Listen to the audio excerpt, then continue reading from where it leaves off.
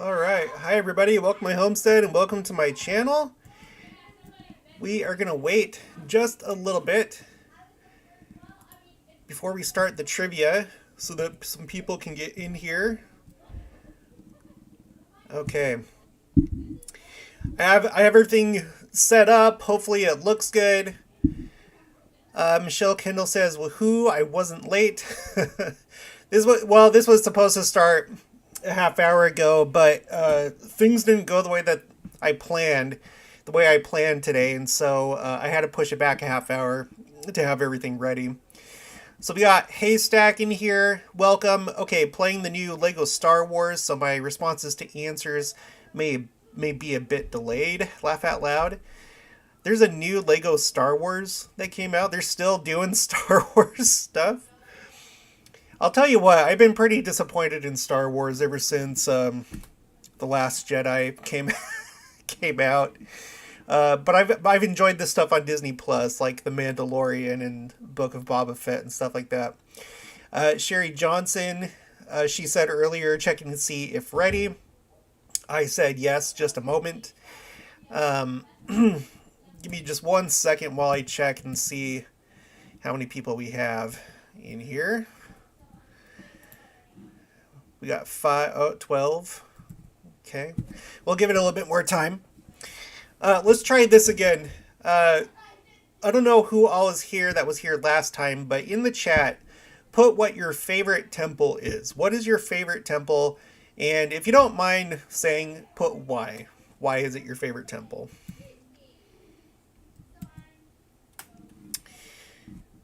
All right. Yeah, I have this in this screen. I have this new, not really a widget, but things so you can see the chat on the screen as well. That might be helpful for some people, like people that are on TV or I don't know, but I know that other YouTubers do it sometimes, so I thought I might as well do it as well. So if you're in here, put down your favorite temple and why, if you don't mind. See, we have 12 people, 13. Okay, so people are starting to filter in. How about this? Let's check the news while we're waiting.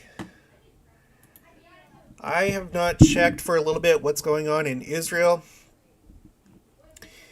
So let me switch the view to window 2. And let's see what's going on right now in Israel as we're waiting for people to join the chat. I'm going to give it a little bit of time. My wife's going to be here. She's going to keep score. We're going to try and keep score. It depends on how many people are here, but we're going to try and keep score if we can. So let's see. We got 2 hours ago, Reuters, Palestinians clash with Israeli police at Jerusalem Holy Site. 57 injured. So that sounds like a pretty serious clash. It is today, April 22nd. At least 57 Palestinians were injured in clashes with Israeli police within the Al-Aqsa Mosque compound in Jerusalem on Friday, medics said, as violence persisted during the Muslim holy month of Ramadan at a site also revered by Jews. In what may presage wider conflict, Israel said 2 rockets were fired from Gaza, one falling short and another striking across the border without damage. It was the 3rd such incident this week, breaking months of relative calm on the Gazan front. Okay, so things are still simmering. They're probably not as bad as they could be. It still feels like things are kind of slow, so to speak. Like it's a war that wants to happen, but sorry, bear with me. What is going on here? Oh, okay, I see. All right, we got 14 in the chat. Let's go back to this. Let's read the chat, see what some people have answered here. Haystack says, it is the Lego Star Wars Skywalker saga. They put off putting out they put off putting out to increase quality. It's awesome, and I don't like the Lego games typically.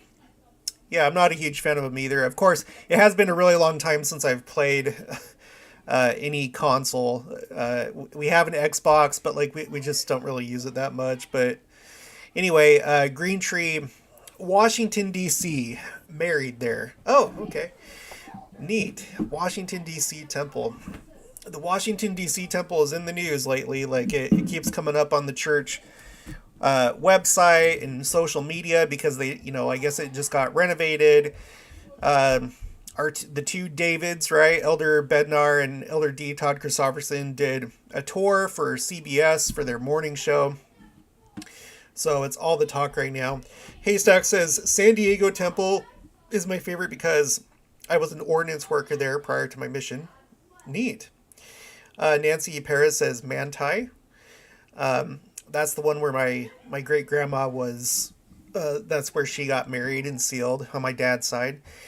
Michelle Kendall, Leh, Hawaii, currently serving the visitor center there. Oh, cool. That sounds like fun. I would like to do that. I would like to work in a visitor center. You'll have to put in the chat if you don't mind, if you like it.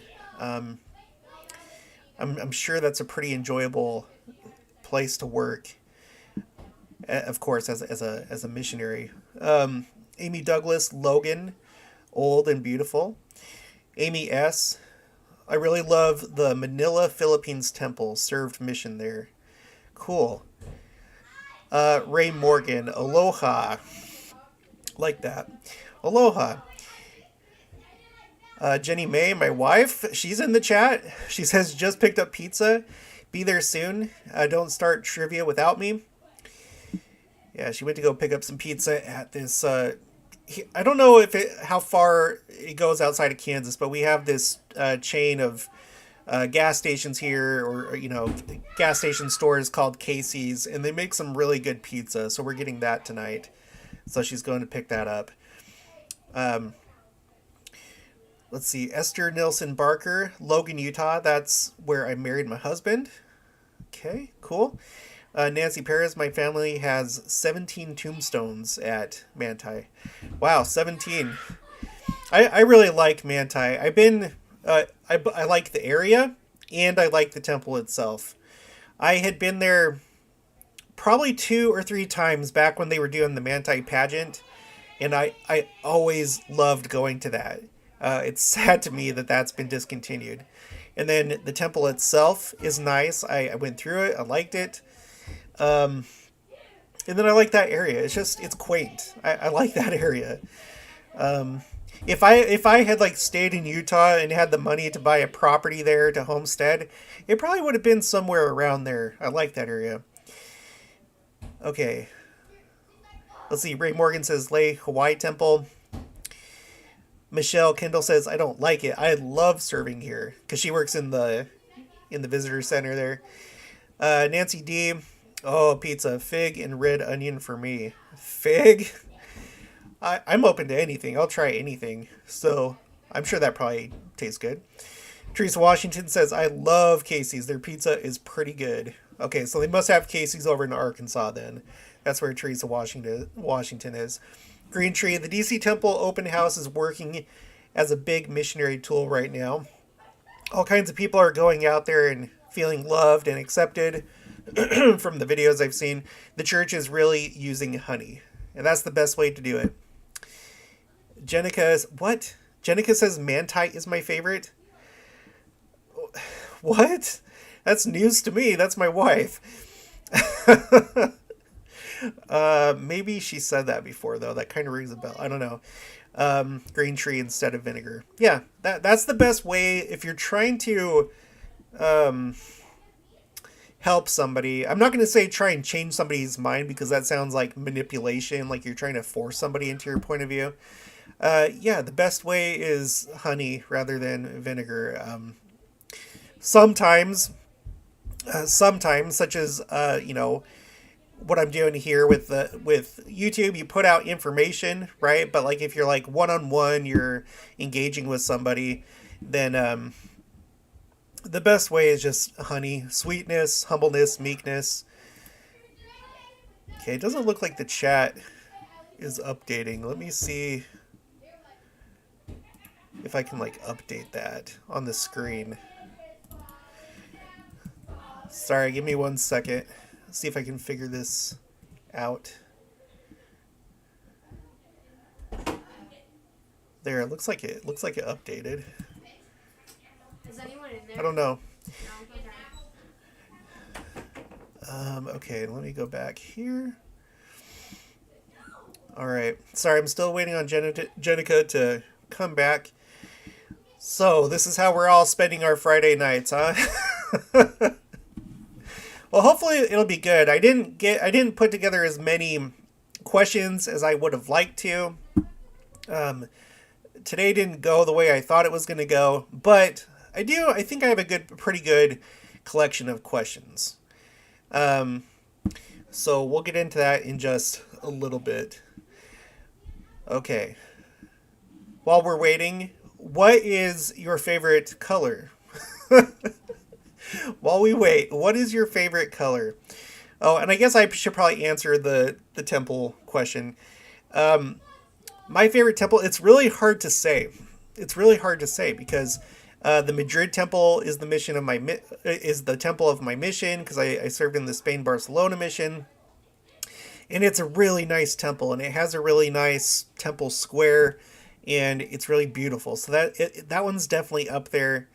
The Bountiful Temple is where I got my endowments, and it was a very, very good day, and it was beautiful. So it's really hard for me to say. So, and then I love the Las Vegas Temple. So it's kind of like between those three, I think, for me. Nancy D says, married in LA Cali Temple, but from San Diego. But it was built after my wedding. I live outside Portland, Oregon now, so I have three I love. Yeah, it's hard to just pick one. It really is. That Los Angeles temple is really big, though. Okay. Let's look for some more news. Let's go over here. Just want to see if there's any other details. Let's pull up. Let's go to, okay. Well, let's check out church news. See if we have anything going on there.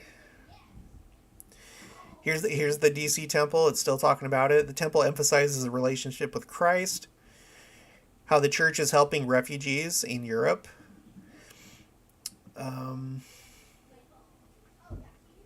Okay, not really a whole lot going on here. Let me just open up all of my news sites that I typically check. So we got that. Church newsroom. It will take all of us. How religious charities and volunteers are in a unique position to help relieve suffering in communities globally. More stuff about the Washington, D.C. temple. Deseret News. Okay, nothing really there that I'd want to touch on. Arab rioters attack police on Temple Mount. But that's from yesterday, so that's not really that new. Okay, let's look at the Jerusalem Post. Nothing really. Times of Israel. 3 rockets fired from Gaza at Israel. 1 falls short. No, others caused no damage.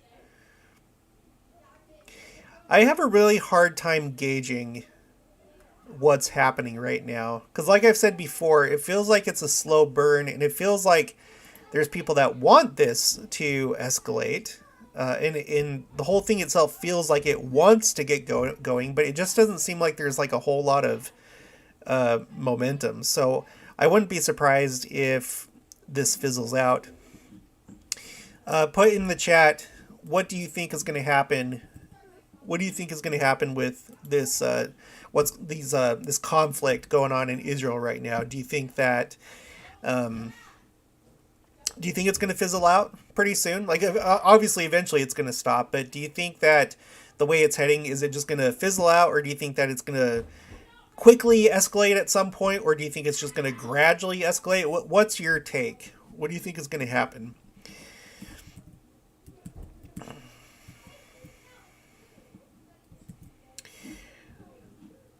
Okay, let's see. Favorite colors. Sherry Johnson says purple. Me Martine also says purple.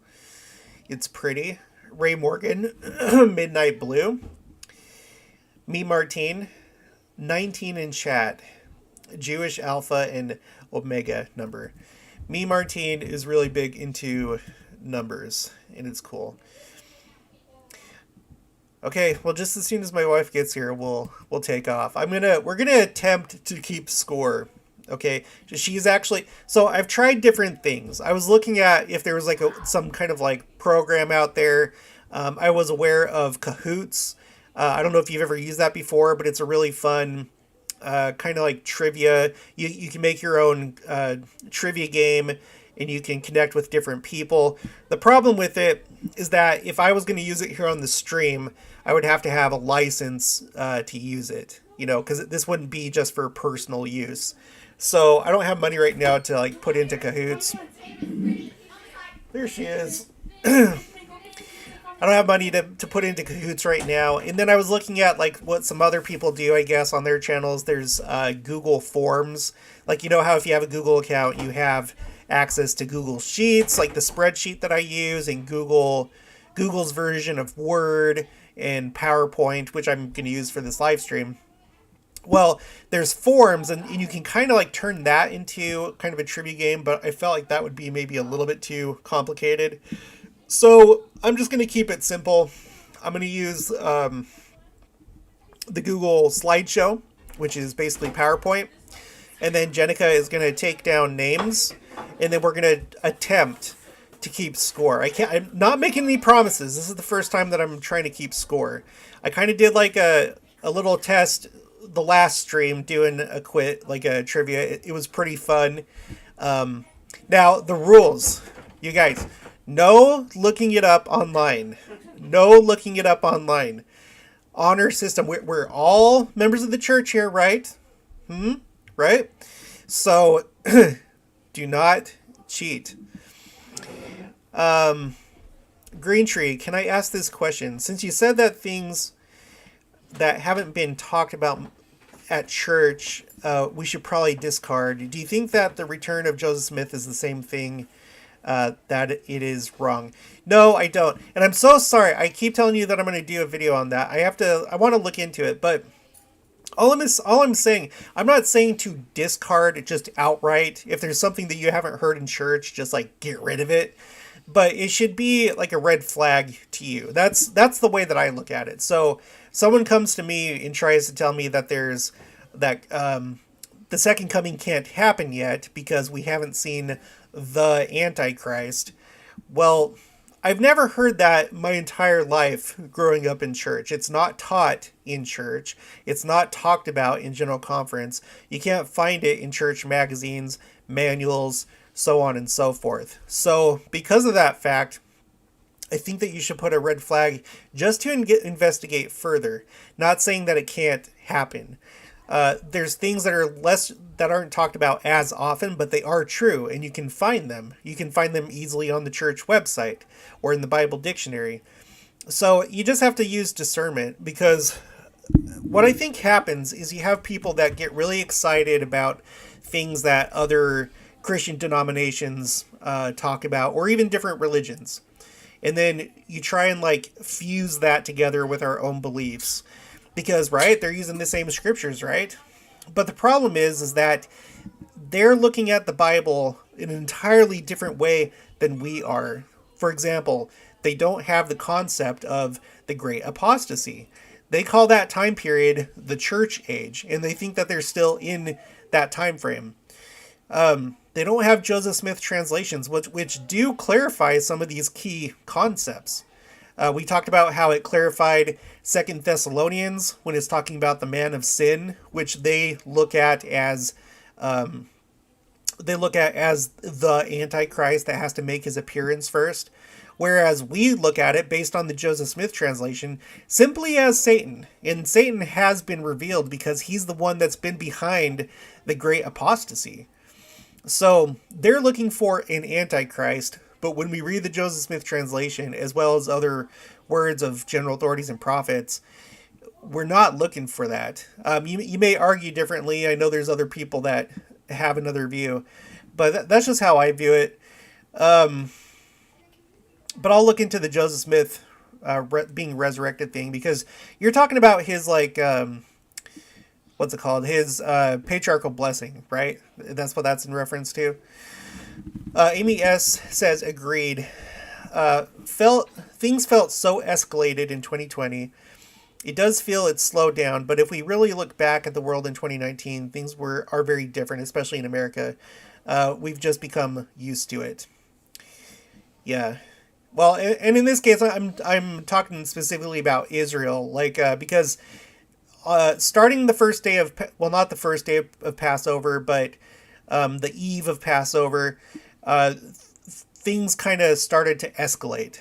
And there's been a lot of violence. There's been a lot of tension in Jerusalem itself. And so I'm wondering if that's going to escalate further. It feels like it wants to, but it's not really. Let's see. Me, Martine, what time where you live? It's 8:52. I'm Central Time. Teresa Washington, laughing, haha, no cheaters. No cheaters. Sherry Johnson, hard to tell as lots happening there, but there often, but with war with Russia and Ukraine. Nancy D, ponder and pray. If you are working all you can to learn to listen, then your personal revelation is for you. If it is silent, you don't need it. Yeah, and just remember too, like, I don't know how important it is, or if, the Spirit's going to put a whole lot of priority into, like, revealing to you, that there's 10 lost tribes that are a main group somewhere in the north, right? It's not really. A lot of times I think the Spirit will testify of the truth of things, but mostly things that have to do with us on our spiritual journey as we're, on the straight and narrow path and trying to do the best we can. When it comes to, like, these kind of out there concepts, I don't know, maybe the Spirit will testify of that to you, but, like, I'm not sure that he would necessarily testify like, yes, there's an Antichrist, or no, because it's not really that pertinent. But I'm not going to put limits on the Holy Ghost. Teresa Washington, hi Jenica. Sorry if I messed that spelling up. Yeah, it's spelled with a C instead of a K. Okay, but that's okay. She gets it all the time. You know how names are. Everybody's always messing up other people's names, because there's lots of different ways to. You forgot to mention you were married in the Bountiful Temple, or sealed in the Bountiful Temple. I did? Uh-huh. Well, how did I... I think I've said it before. I don't know. You said why the Bountiful Temple was your favorite, and you forgot to mention that we were sealed there. And you forgot my favorite temple, so he's busted. Anyway. Okay, so I think we'll go ahead and we'll start the trivia now. So I think what I want to try and do is we'll write down everybody that's participating. There's probably going to be people that join later, so I don't know. Yes, Teresa Washington, just one N. Me Martin says there have been numerous antichrists throughout history. Correct. Mishef Yoda is here. Hello. Okay, so if you would like to participate as far as, like, having your score recorded, put the number 17 in the chat. Put number 17 and we'll put you down on the sheet. If you don't want to, like, really compete, you want to just do it for fun, then you can still put the answer in the chat. But if you want to participate, just to make things easier, put the number 17 in the chat and we'll put you down on... Amy S is laughing. Is it because of 17? Okay, so first we have Amy S. Okay. And then we have Ray Morgan. Teresa Washington. Okay. Mrs. Chef Yoda. Okay. Michelle Kendall.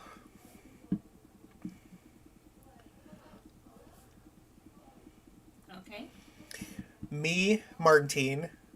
If you want to know how to spell it, it's M-I-E, me, and it's pronounced me. Okay. She told me that one time, so I'm not just saying that. Okay. Sherry Johnson.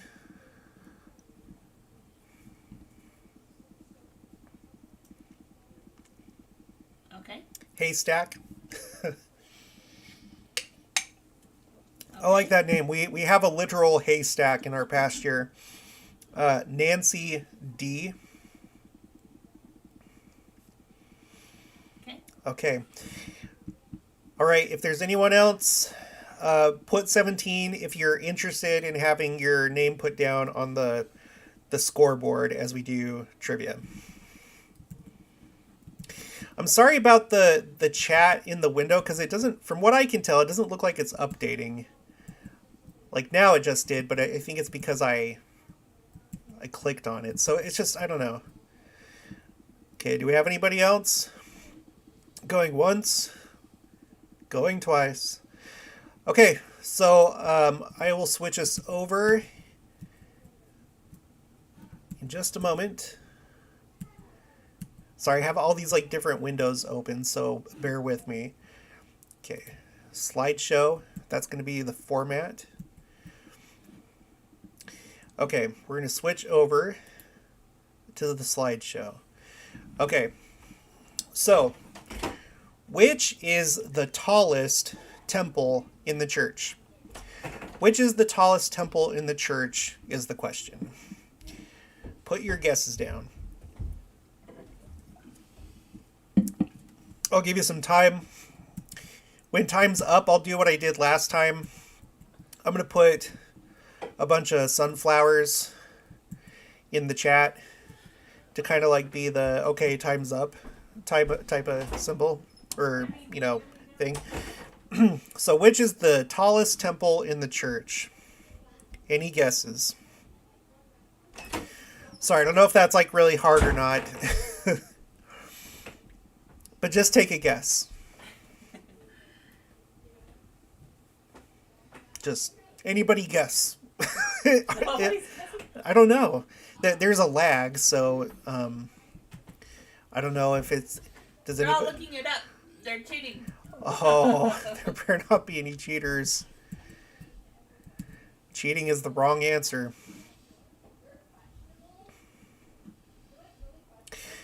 Okay, so we have some coming in here. They all just kind of like came in at the same time, so there's probably just a lag. Amy S. says, by the way, Micah from 2 LDS Archives talks a lot about Joseph Smith being resurrected and here at work. He makes a lot of good points, but I'm not sure. Oh, oops. I'm not sure what to make of it all. I mean, you know, I'm not really on the same page as 2 LDS Archives. I'm sure he's a great person, but I'm just, you know, whatever. Okay, Ray Morgan says Salt Lake City. Amy S. says Salt Lake City. Haystack says DC Temple. Teresa Washington, Salt Lake City. Nancy D, Salt Lake. Mrs. Chef Yoda, Manti. Green Tree says DC. Michelle Kendall says San Diego. Me Martine says the really tall one. Correct. Correct. How'd you know? Amy Douglas says Rome. Teresa Washington laughs. We have Windswept Homestead. Okay, put Windswept there. This is a new person. Just do Windswept. Windswept says DC Temple. Put down Carrie from Utah. This is a new person. Carrie from Utah says San Diego. Amy S. says we all answered quickly, not sure why the delay. It's going to be on my side. I'm sure it has something to do with the OBS software that I'm using and whatever. Haystack, we answered quickly. I see it on our end. Sherry Johnson, New York, if you count the rest of the building used for other things. Cheryl Skew says, love the really tall one. Okay. So just do a few more seconds, probably like 5 seconds, and then we'll throw down the sunflowers. You should. I think everyone pretty much answered though. You should give me the answer before, and then that way when you're reading off their answers, I can tell you. No, because I'm just gonna go through and then I'll Okay. say a point for so and so, a point for so and so. Okay. It'll be easy. Okay, time's up. Sunflowers. Green Tree doesn't want to be a part of the. What? Green Tree doesn't want to. Yeah, she does. She does, because I don't have her down. Oh, well, just okay. Sorry, put green tree. Put green tree. Okay, so the answer is the Washington D.C. temple. The Washington D.C. temple is the tallest in the church as of right now. How tall is it? I'm gonna show you the details on that in just a minute, but first let's score this. So a point for haystack, a point for green tree. Gosh, sorry that this chat, like it's sorry. Okay, so haystack, green tree, windswept,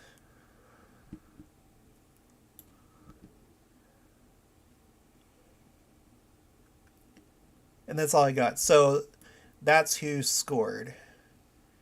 Okay. Now I want to switch over here. Okay. Tallest. Okay, so the Washington, D.C. temple, which is number 16 in chronology, which is located in Kensington, Maryland, was the first temple built on the east coast of the United States. It was built with a modern six-spire design, with the three towers to the east representing the Melchizedek priesthood leadership, and the three towers to the west representing the Aaronic priesthood leadership. The central eastern tower reaches a height of 288 feet, or 88 meters, the tallest of any temple. So it's going by, the spire height, but so 288 feet. It's the highest. All right, let's go back to the slideshow. Okay, here's the next question. Which is the largest temple in the church? Now, this time we're talking about square footage. Okay, not so much height, but square footage.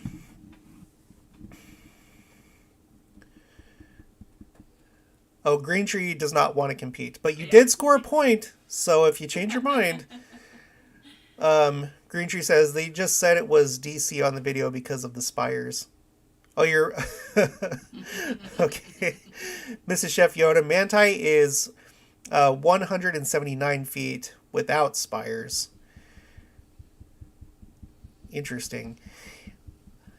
Okay, Miss Chef Yoda, LA, Ray Morgan, Salt Lake, Amy S, St. George, Me Martine, Magdala means tower in Galilee. Spire is defined as elongated, towering, pyramidal structure.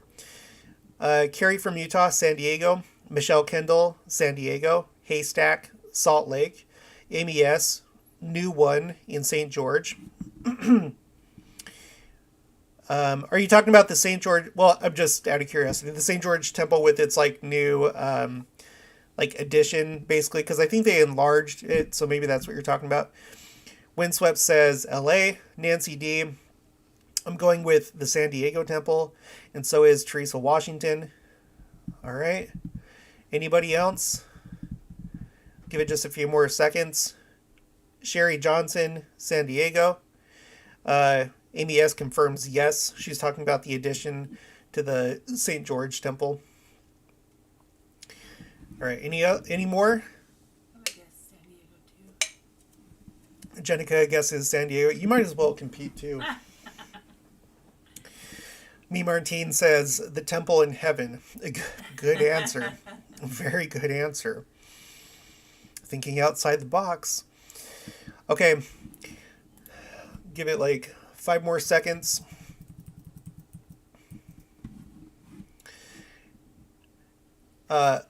Horror Radar 86 says San Diego. Put that name down. But does he want to compete? Just, I don't know, just do it. If they say no, then it's fine. Tim Washington says the New Jerusalem Temple. Okay, this is Teresa's husband. Oh. We've talked about watching the Stargate series. Okay, he says the New Jerusalem Temple. Now, if it's true, if it's true that it's a continent-sized cube, then obviously, because the square footage on that thing with all the different levels, it like blows all the other ones out of the water. Okay, sunflowers. Okay, so the answer is the Salt Lake Temple. The Salt Lake Temple has the largest. And I'll show you. Give me just 1 second. I'm on another window. I'm going to find where it says it. It's in that same article, the same Wikipedia article.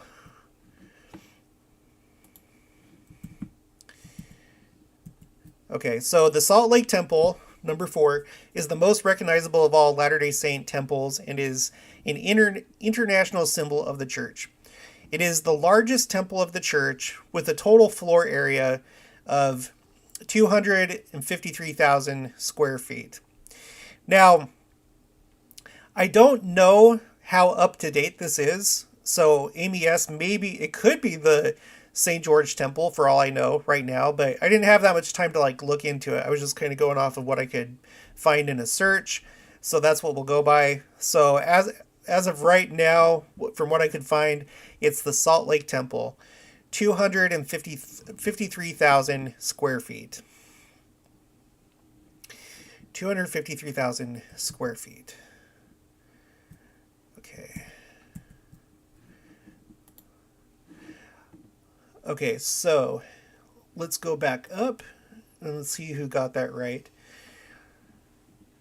Okay, so Ray Morgan gets a point. Haystack gets a point. And that's it. Haystack's in the lead with 2. Haystack is in the lead with 2, in case you didn't hear. Teresa Washington puts a laughing face with a box for like a cube for the New Jerusalem. By the way, if you believe that it is going to be a cube, that's fine. Like, I'm not in any authority to say that it's not going to be. It just seems, based on our research, that when we're talking about like timesing numbers by each other in the Book of Revelation, it's meant to be a symbolic representation of a concept. That's the position that I hold on that. But who knows? Maybe there will be a gigantic cube that comes to Earth.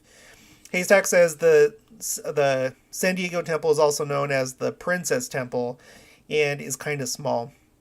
Oh, I didn't know that. I didn't know that it was small. From the pictures, it looks like it's pretty big. Me, Martine, I live near Raleigh, Cary, North Carolina. So I guess Cary is like the suburb. It's not very big. Yeah, no, I think the Raleigh Temple is one of the small temples, if I remember right. Okay, let's move on to the next question. The next question is, which 3 countries have more than 1 million members? Which three countries have more than 1 million members? I think that this will be kind of easy, but I don't know. Like, it's hard for me to gauge like how hard these questions are. And I kind of question how well I would do, because I think with some of them I would do pretty good. But anyway, I don't know if this question is too easy or if it's If I get it hard. Right, it's too easy. Really? Yeah. Okay. Well, don't. Well, I guess you can say. What do you think? I think it's the U.S., Brazil, and Mexico. Okay. She says U.S., Brazil, Mexico. Hoarder 86 says U.S., Mexico, Brazil. So does Haystack. So does Amy S. So does Ray Morgan. Mrs. Chef Yoda says England, Spain, Mexico. Or you mean Mexico? Now remember, this is okay. Well, it's fine. Teresa Washington, USA, Mexico, Brazil. Mrs. Chef Yoda corrects and says Mexico. Michelle Kendall, USA, Mexico, Brazil. Carrie from Utah, USA, South America, England. Green Tree, USA first, then Mexico, then Brazil. Windswept says America, Brazil, Mexico. Sherry Johnson says Brazil, Mexico, USA. Mrs. Chef Yoda says, I was thinking outside the US. Yeah, I figured she was thinking that. We should give her that one. Okay. Okay, do we have any others? Looks like pretty much everyone answered from what I can tell. 3 seconds. I'm going to put down the sunflowers. America got a third of the answer right. All right. So the answer is United States, Mexico, Brazil. So I guess that was somewhat of an easy question.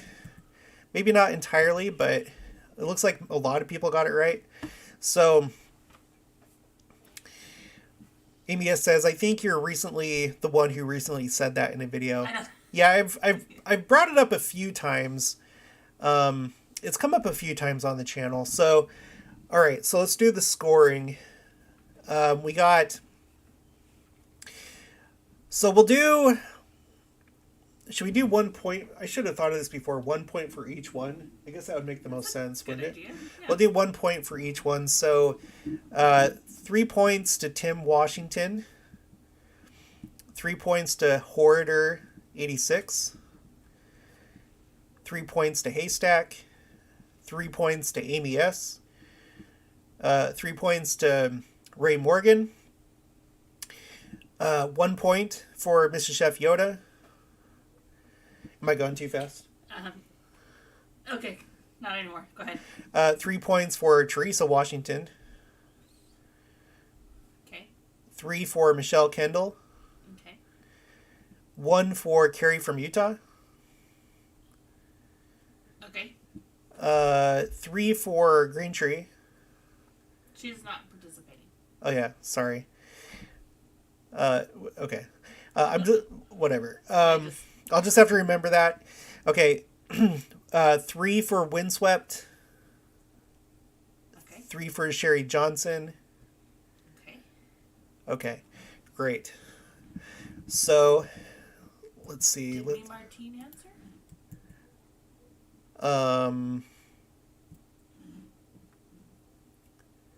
No.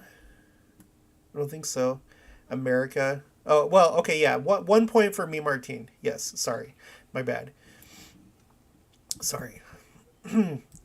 Okay, so before I go to like the source of that information, I'm going to go on to the next question because it's kind of the same and it's on the same page. So the next question is, which country has the 4th highest LDS membership? So in other words, after these first 3, which one would be the next, it seems like, to get 1 million? Or which country is currently in the number 4 spot? Now, I'm pretty sure I've brought this up on the channel a couple times. I'm pretty sure I have, but go ahead and put your guess. What do you think is the next closest to getting 1 million members? Okay, Amy... Huh? The Philippines? Okay, Jenica guesses the Philippines. Amy S. guesses the Philippines. Tim Washington, the United Kingdom. Mick Wick, put Mick Wick down. He's new. Peru, well, he or she. Horador says Tonga. Ray Morgan says Philippines. Carrie from Utah says England.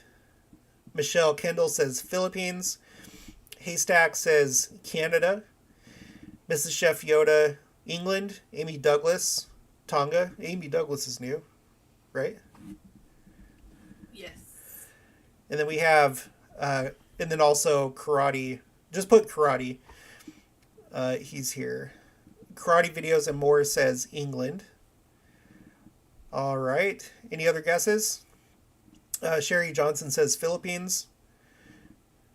Windswept says Philippines. Again, I apologize if there's a delay. It has to do with both YouTube and probably OBS, the software that I'm using for this live stream. Teresa Washington says Philippines. Me Martine has no idea with 4 question marks. All right, I'll give it 5 more seconds, and then I'll put down the sunflowers. Just a few more seconds. Let me queue up that. All right, sunflowers. The answer is the Philippines. The Philippines.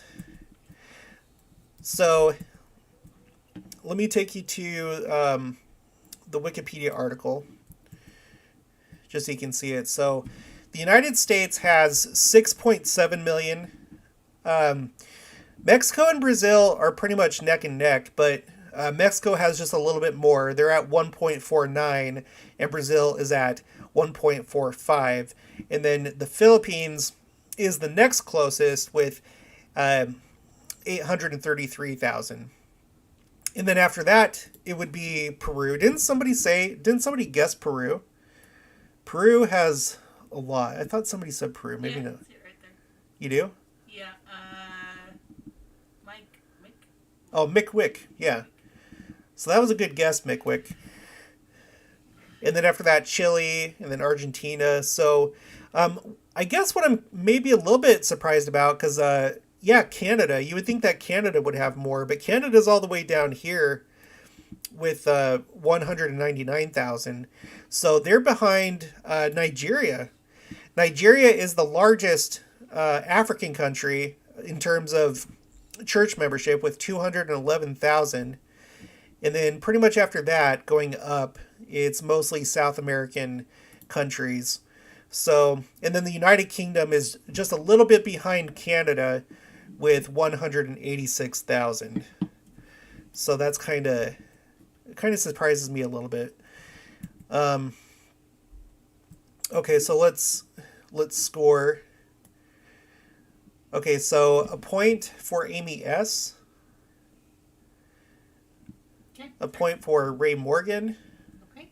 A point for Michelle Kendall. Okay. A point for Sherry Johnson. Okay. A point for Windswept. Okay. A point for Teresa Washington. Okay. And then Brian Kramer. Put Brian down on the sheet. Now, if you're new, you have to answer it before I put down the sunflowers, but it was the Philippines anyway. Good job, everybody. And all the other guesses were really good, too. But as Brian gets a point?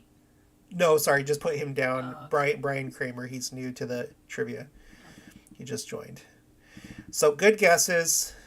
Good guesses. You want to hear scores? Or want to hear who's winning? Yeah, okay, so we're going to do, here we go. Here's the scores. Ray Morgan, Haystack, and Windswept are tied with 5 points. All right. Who was it again? Ray Morgan, Haystack, and Windswept. And then who's next place? Oh, you wanted to... Okay. Yeah, and just do... Yeah. Amy S. has 4. Teresa Washington has 4. Chef Yoda has 1. Michelle Kendall has 4. Mia Martine has 1. Sherry Johnson has 4. I think Nancy D left because I don't have anything for her. Carrie from Utah 1. I have 4.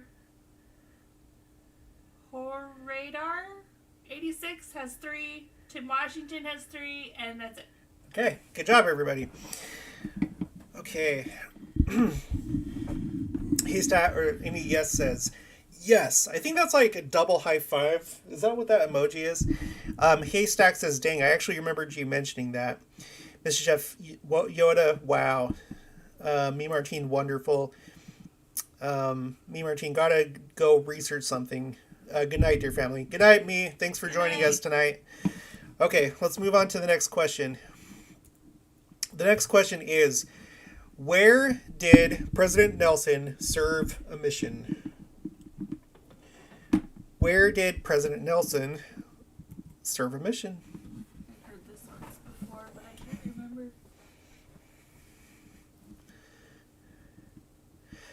Mrs. Chef Yoda says, I may have to move downstairs. We have a severe weather warning coming through. Mickwick says he didn't. Amy S. says China. Esther Nelson Barker, he didn't. Teresa Washington, he didn't. Michelle Kendall, he didn't. Amy S., Hong Kong, so she's specifying her first answer. Ray Morgan didn't serve a mission. Karate says China. Carrie from Utah, no idea. Haystack says none. Hoarder 86, he didn't. Teresa Washington, where are you, Yoda? I keep sometimes I get Mrs. Chef Yoda and Crochet Mama mixed up. I think they're both in Missouri. I know Crochet Mama is. I'm not sure about Miss Chef Yoda. Amy Douglas says no mission. Sherry Johnson says he didn't. Brian Kramer says Canada. Tim Washington, no mission. All right. This is no mission. I had no idea. Any other guesses? I don't know. Any other guesses? Give it a few more seconds.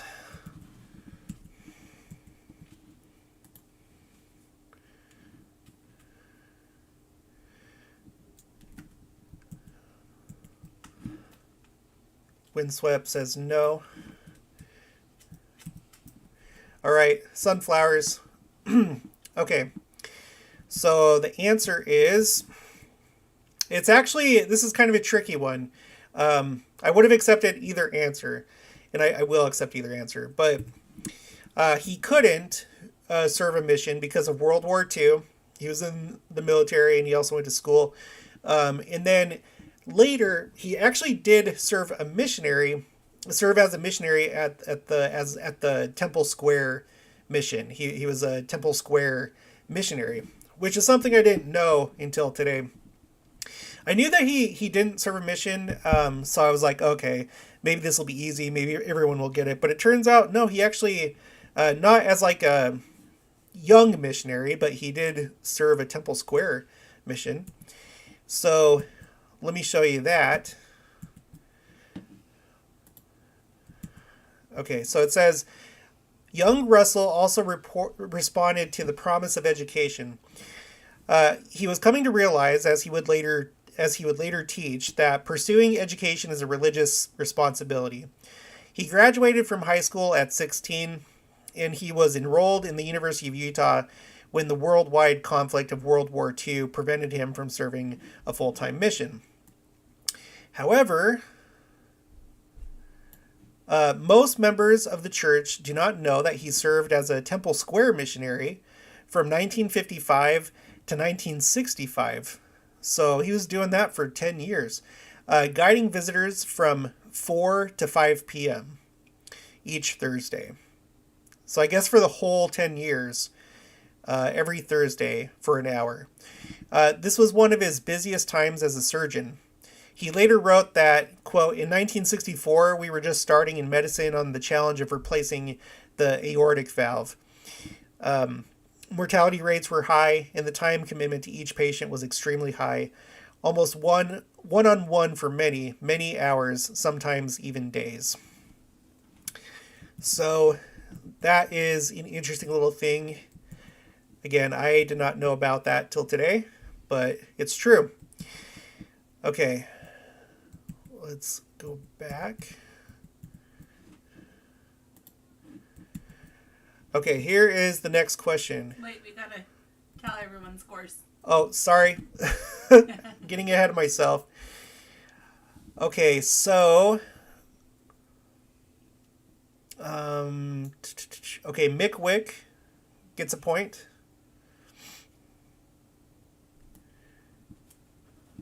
Esther. Oh, it's new. Okay, put her down. Esther, well, she's the only Esther, right? So Yeah. Esther got a point. Teresa Washington got a point. Michelle Kendall got a point. Ray Morgan got a point. Haystack. Hordar 86. Amy Douglas. Sherry Johnson. Tim Washington, and Windswept. All right. Let's go on to the next question. The next question is, name the 12 sons of Israel. Jacob, Israel. Oh, shoot. Let's see who can do it. You get a point for each one. Yeah, we'll do a point for each one. I know this one's kind of hard because some people may just copy each other, which is fine, but I wonder if anybody can get all 12 of them. But we'll do a point for each one. Who are Amy says seriously? Yeah. Teresa Washington, you're killing me. Okay, let's see if you come on, someone's got to be come on. We're definitely going to know it during the millennium. You might as well get a head start if you don't know them now. I'm assuming at that point everyone will be like openly identified by their tribe.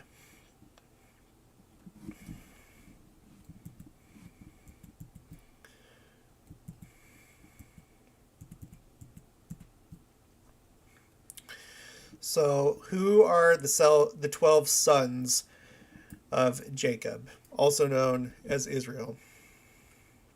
Dang, we just read that too in our scripture study. I can only remember 4. I'm actually not going to read the answers here just in case. I don't know. So Carrie has answered. Windswept has his answer in. Deanna went. That's a new person, right? Deanna? Yeah, that's new. All right, put down Deanna. We're adding you to the scoreboard, Deanna. Or Diana? Deanna. It's Deanna. Okay. Michelle, Haystack, Amy.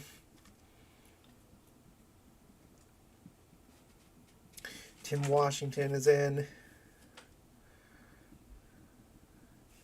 Remember, no cheating. No searching on the internet. I keep wanting to look at everyone's answers. Miss Chef Yoda's in. I'm in with 4. Teresa Washington with a emoji.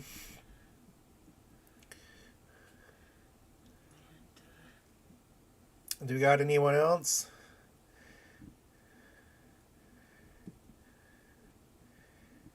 Ray Morgan, Horador 86.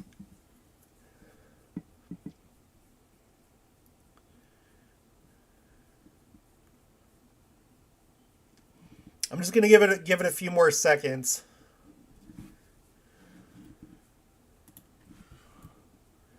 So hurry and put your answers. 5, 4, 3, 2, 1, and sunflowers.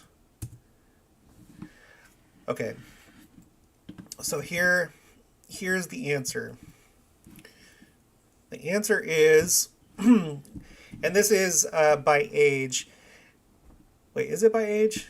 It may not be by age. I can't remember. Okay, but well, some of it is. Okay, so Reuben, and then Simeon, and then Levi, and then Judah, Issachar, Zebulun, Dan, Naphtali, Gad, Asher, Joseph, and Benjamin, which for some reason I put 13 instead of 12. My bad. I don't know what I was thinking. Okay. Let's see. Yeah, Tim Washington's sons, not tribes, sons. Okay. So, let's see what everybody got. So, 3 for Carrie. Carrie from Utah. Oh, yeah. Yeah. Windswept. One. I'm gonna give you this one. I'm assuming that you're writing Judah and not Judd. So 4 for Windswept. Deanna, I know Deanna, you put a few, so we'll just add it up. But I'm just starting with this first comment. Deanna gets 1, 2, 3, 4, 5.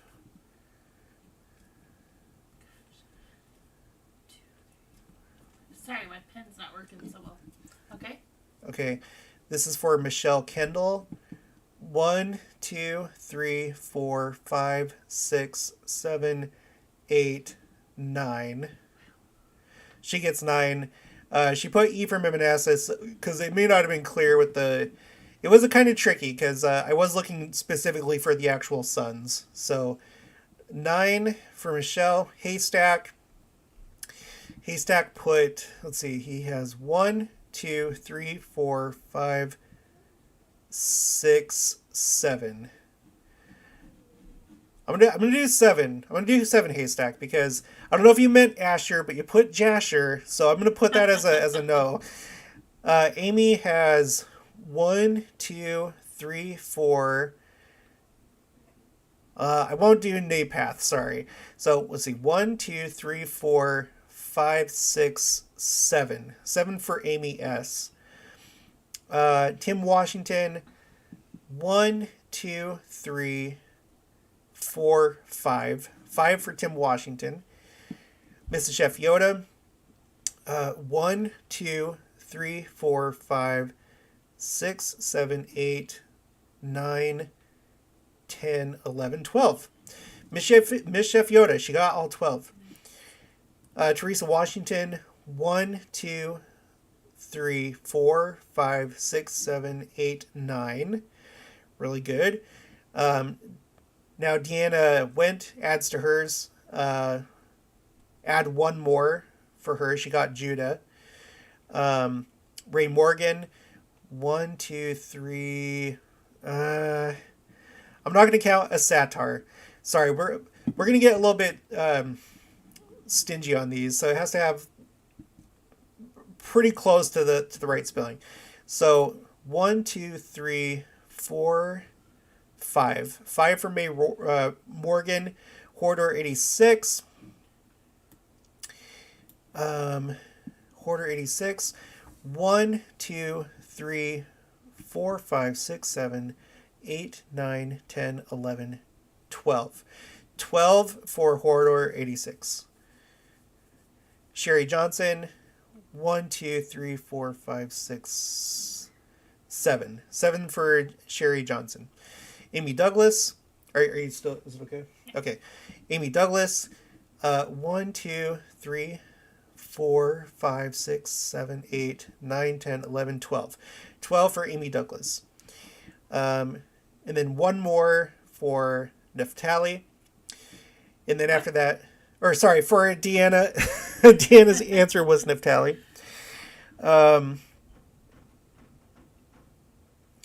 Okay, I'll go ahead and do that. I'll do you guys. But this will be the last one that I do that's after the sunflowers. So another one for Deanna, and then Brian Kramer. Let's see, 1, 2, 3, 4, 5, 6, 7, 8, 9. 9 for Brian Kramer. Okay. Brian Kramer says, thanks to my wife. That is all we could get. Miss Chef Yoda, you put Benjamin as 13. I know. I know. Sherry Johnson, I thought of that, Tim, but disregarded. Brian Kramer, my wife was trying to sing the song. Whatever you got to do. Okay. Do you want to hear the scores, or at least who's in the lead? No, let's move on to the next one, because Okay. counting up the points took kind of a long time. Okay. Mr. Chef Yoda, what's funny is I got all 12 but missing Levi. Really? How is that possible? Because Levi is one of them. Unless I counted it wrong. Whatever. Okay, we'll move on. Okay, so here's the next question. Everyone get ready. What year did the Family Proclamation come out? When did we get the Family Proclamation to the world? A proclamation to the world. I have no idea. I guess 1995. Don't say it if I'm way off. It's up to you if you want to say it. What year did the Family Proclamation to the world? What year did that come out?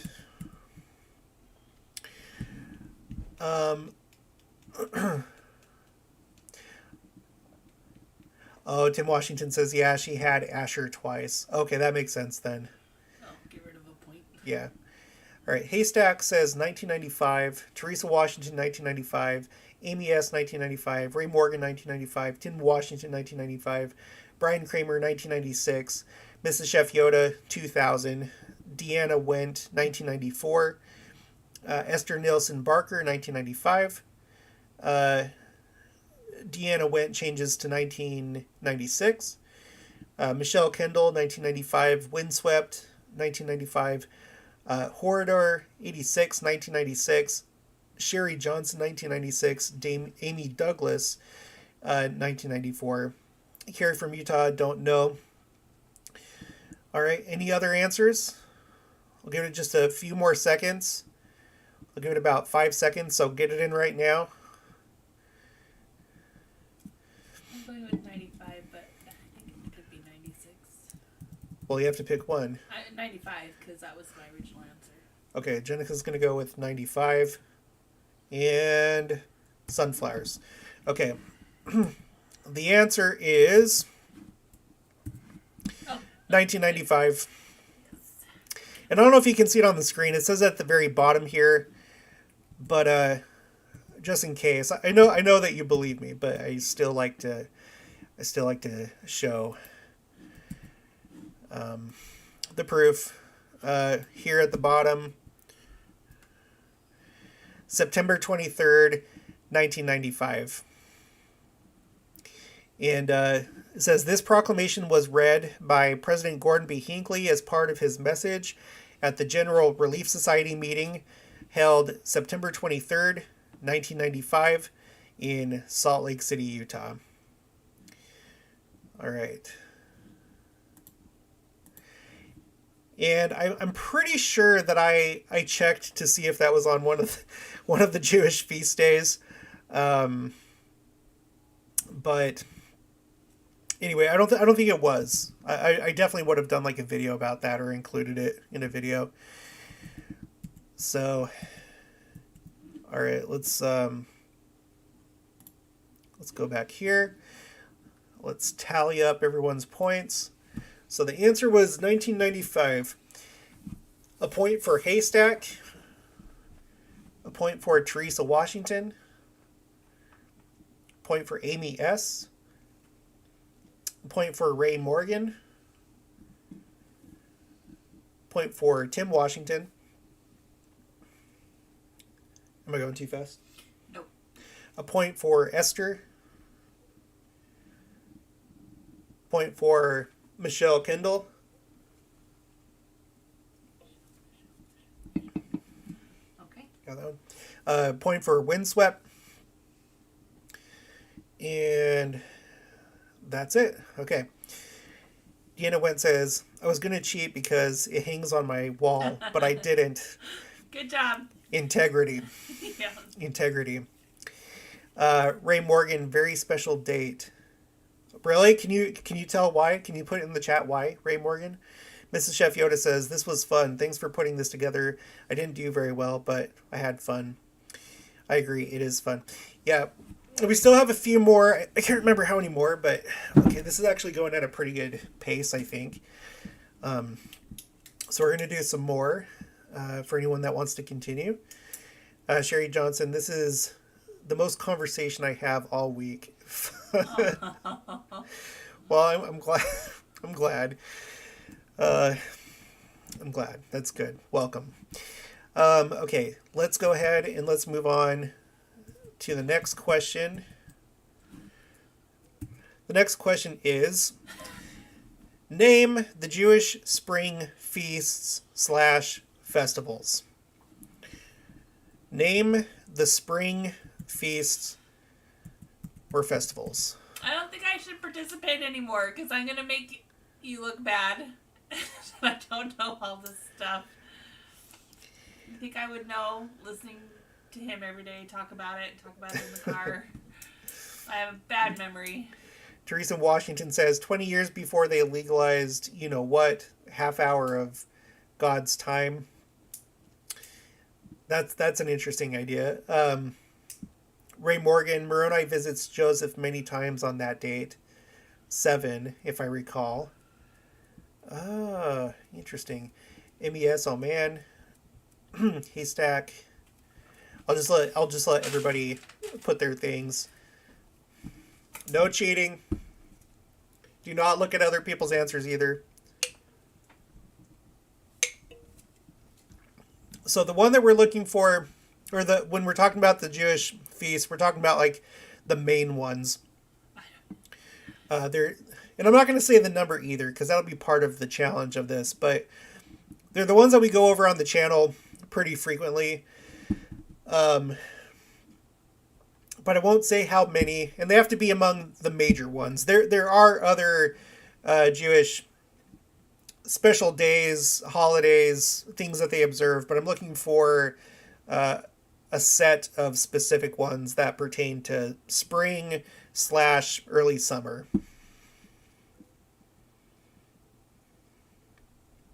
Got some answers coming in. All right.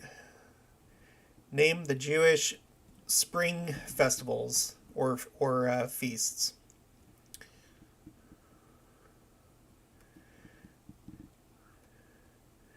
And I'll tell you what, if you know the Jewish name for it, then double points. We'll do 2 points if you know the Jewish name.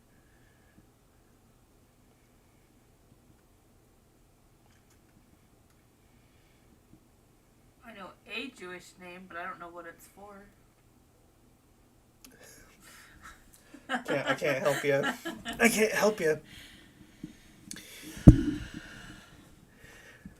Yeah. Pretty much all these, they all have a Jewish name. Thinking about it. Yeah, they all have a Jewish name. There's one that has like 3 or 4 different names, essentially. Getting a lot of answers here. A lot of answers.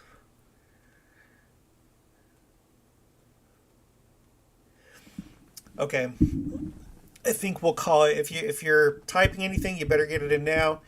5, 4, 3, 2, 1.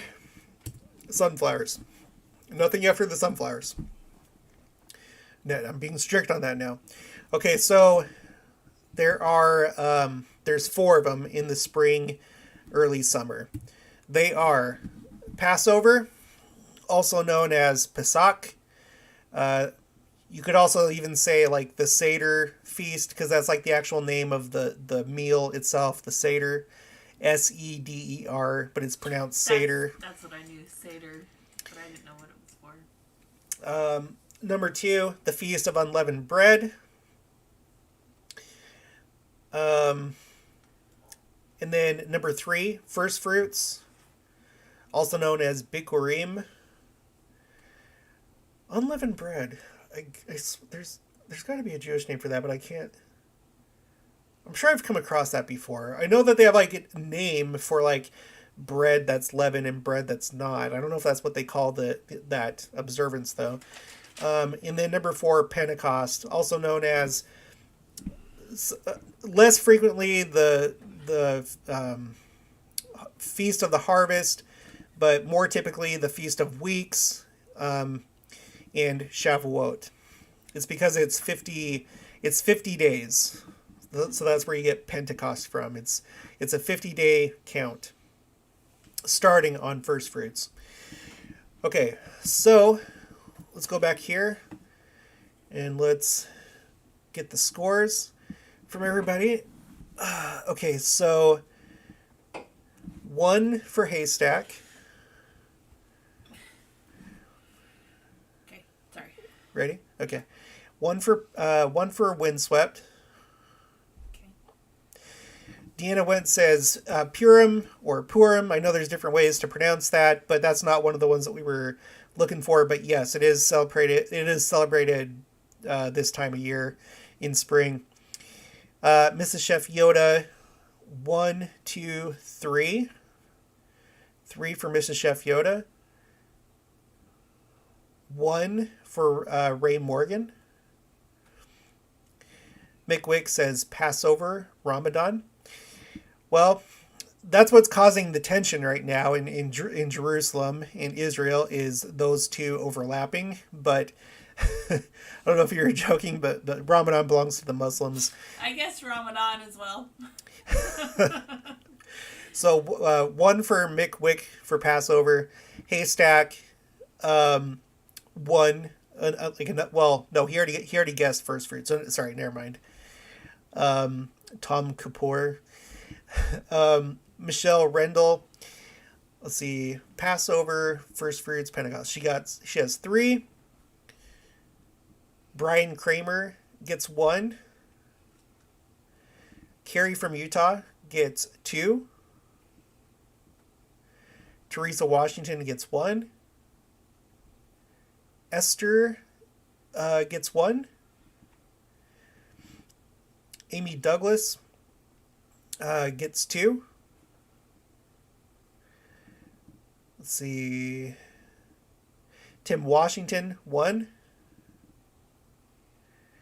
Sherry Johnson, 1, 2, 3. Hoarder 86 gets 1, 2, 3.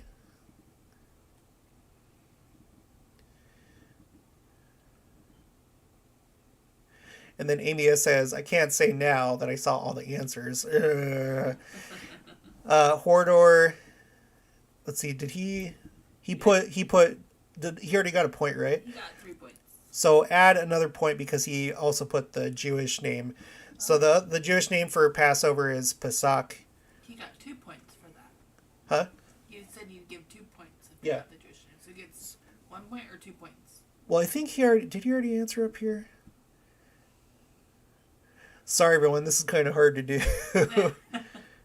Yeah, he put Passover, First Fruits, Pentecost, and then on top of that, he put Pasak. So it's not 2 points for Pasak and 1 point for... He gets a total of 4 points. Okay. He gets a total of 4 points. And then 1 more point. Wait, Tim Washington, he put Passover, and then Pasak. So Tim Washington should have a total of 2. Carrie from Utah, I just watched your video on it. I believe it was the day after Easter, if I remember right. There's either 4 or 7. Okay. Tim Washington says, I might have thought of other, but I looked up at the comments because they're moving. No excuses, Tim, says his wife. Okay, so, yeah, the way that it goes, let me pull this up. In fact, I should pull up the Hebrew calendar. That might be the best way to do it. I didn't think about this earlier. Don't know why. Okay, Jewish calendar, Hebrew calendar. Give me just 1 minute and I'll switch the screen over. Okay.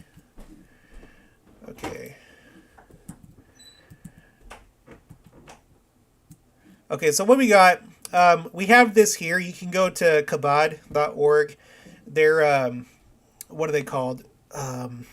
They're like a revival movement within Judaism. They're Haredi and Hasidic. And they're basically trying to get secular Jews or Jews that have left the faith to come back and teach them. So they're a revival.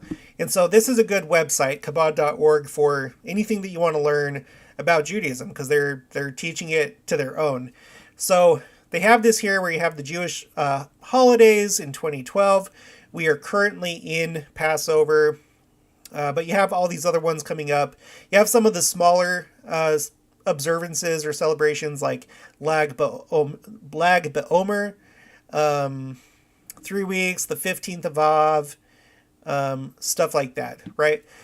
If we go to the calendar for 2022, we had Purim. I prefer to pronounce it Purim. That's just how I like to do it. That was back in March. The eve of it was on the 16th, and then the actual day was on the 17th. Interesting number. And then you have Shushan Purim, which is like, that's the day that... Honey, do I have time to put Benjamin to bed? If you do it fast. Yeah. Shushan Purim, that's like the observance, I think, in the diaspora.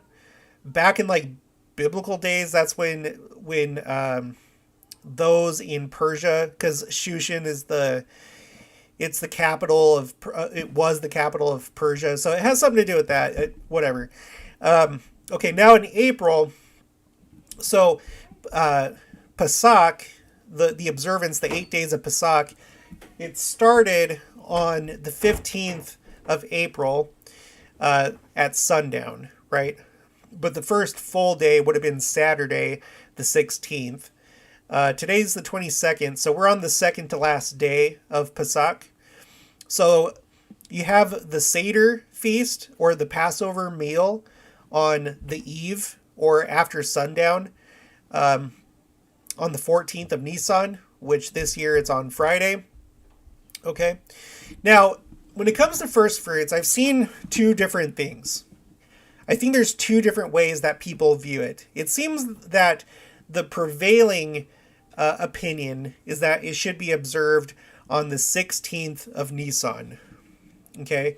Which that can be any day during the year. So next year it could be on a Wednesday, it could be on a Thursday, Tuesday. But what I was saying before, what my understanding before I found out about that, there was this basically a blog of a Jewish family. They were like explaining the feast days, and their understanding, or I guess the way that they look at it, is that first fruits would always be observed on a Sunday because it would come. It would be the day following the first Sabbath during Pasak.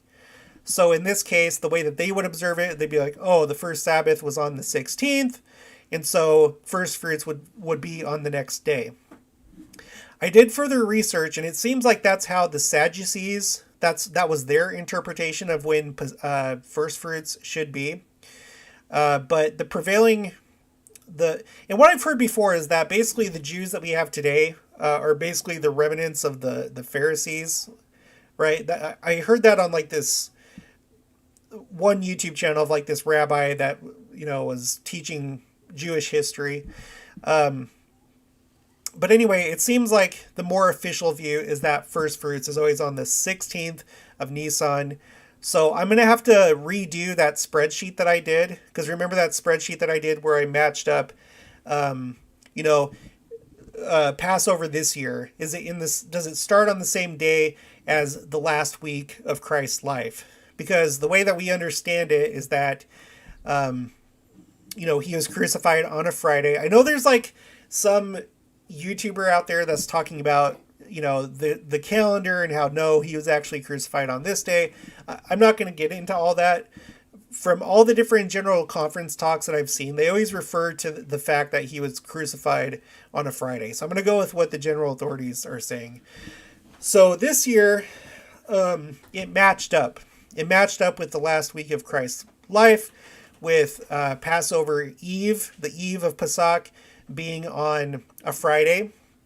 And then first fruits, no matter whether you're going by the Sadducee or the Pharisee or the modern day observance of it, it fell on Sunday, which was our Easter.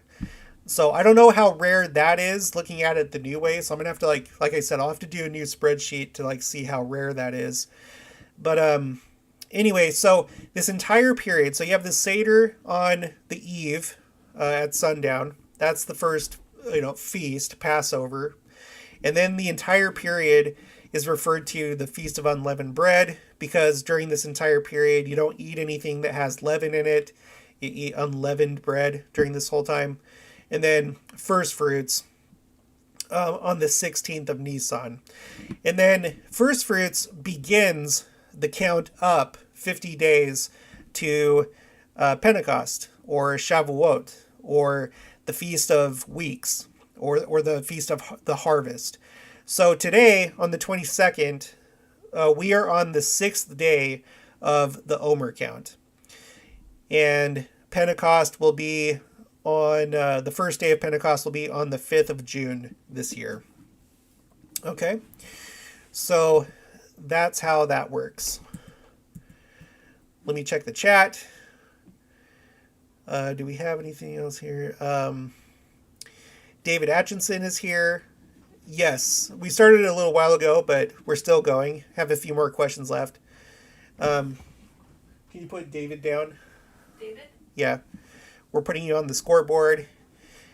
Tim Washington, I gotta stop falling asleep halfway through your videos. Jeez. And then he clarifies, I get up early. Okay, well that better be why. Better not be because it's boring. Mr. Chef Yoda says, you should always follow first fruits after Passover. Yeah. Well, I mean, like I said, it seems like it's always the second day of Passover. So Pasak 2, which is the 16th of Nisan. That seems to be the prevailing way that they view it. Although there is an alternative way, but I don't think as many people observe that. Okay, let's move on. Let's move on to the next question. Wait, what screen am I on right now? Let's switch it back to this. Okay, and the next question is, name the Jewish fall feast and festivals. Let's see who gets that. Let's see who gets that. So we just did the spring and early summer feasts or festivals or holidays. What are the fall or autumn feasts and festivals? Do not look at the chat. Do not look it up. Just put it in the chat. Just put your answers there. What are the fall feasts and festivals? My answers are so stupid. Huh? My answers are so stupid, but it's the best I can do. Tell me in just a minute. Okay. Tell me in just a minute. All right, we got an answer from Mrs. Chef Yoda. Anybody else? Sorry, no, it's kind of hard. I don't know. I do talk about this quite a bit on the channel, so I didn't know how hard or easy this would be. We got Haystack, David Atchison, Tim Washington, Hoarder86, Amy S., Michelle Kendall. Put down Tiana Hall. She just joined. Tiana Hall. Put her on the scoreboard. Deanna Went.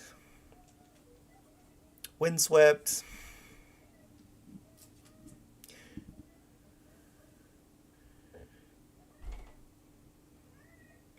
Oh, Sherry Johnson lost a turn for cheating. Just kidding. Ray Morgan, Amy S.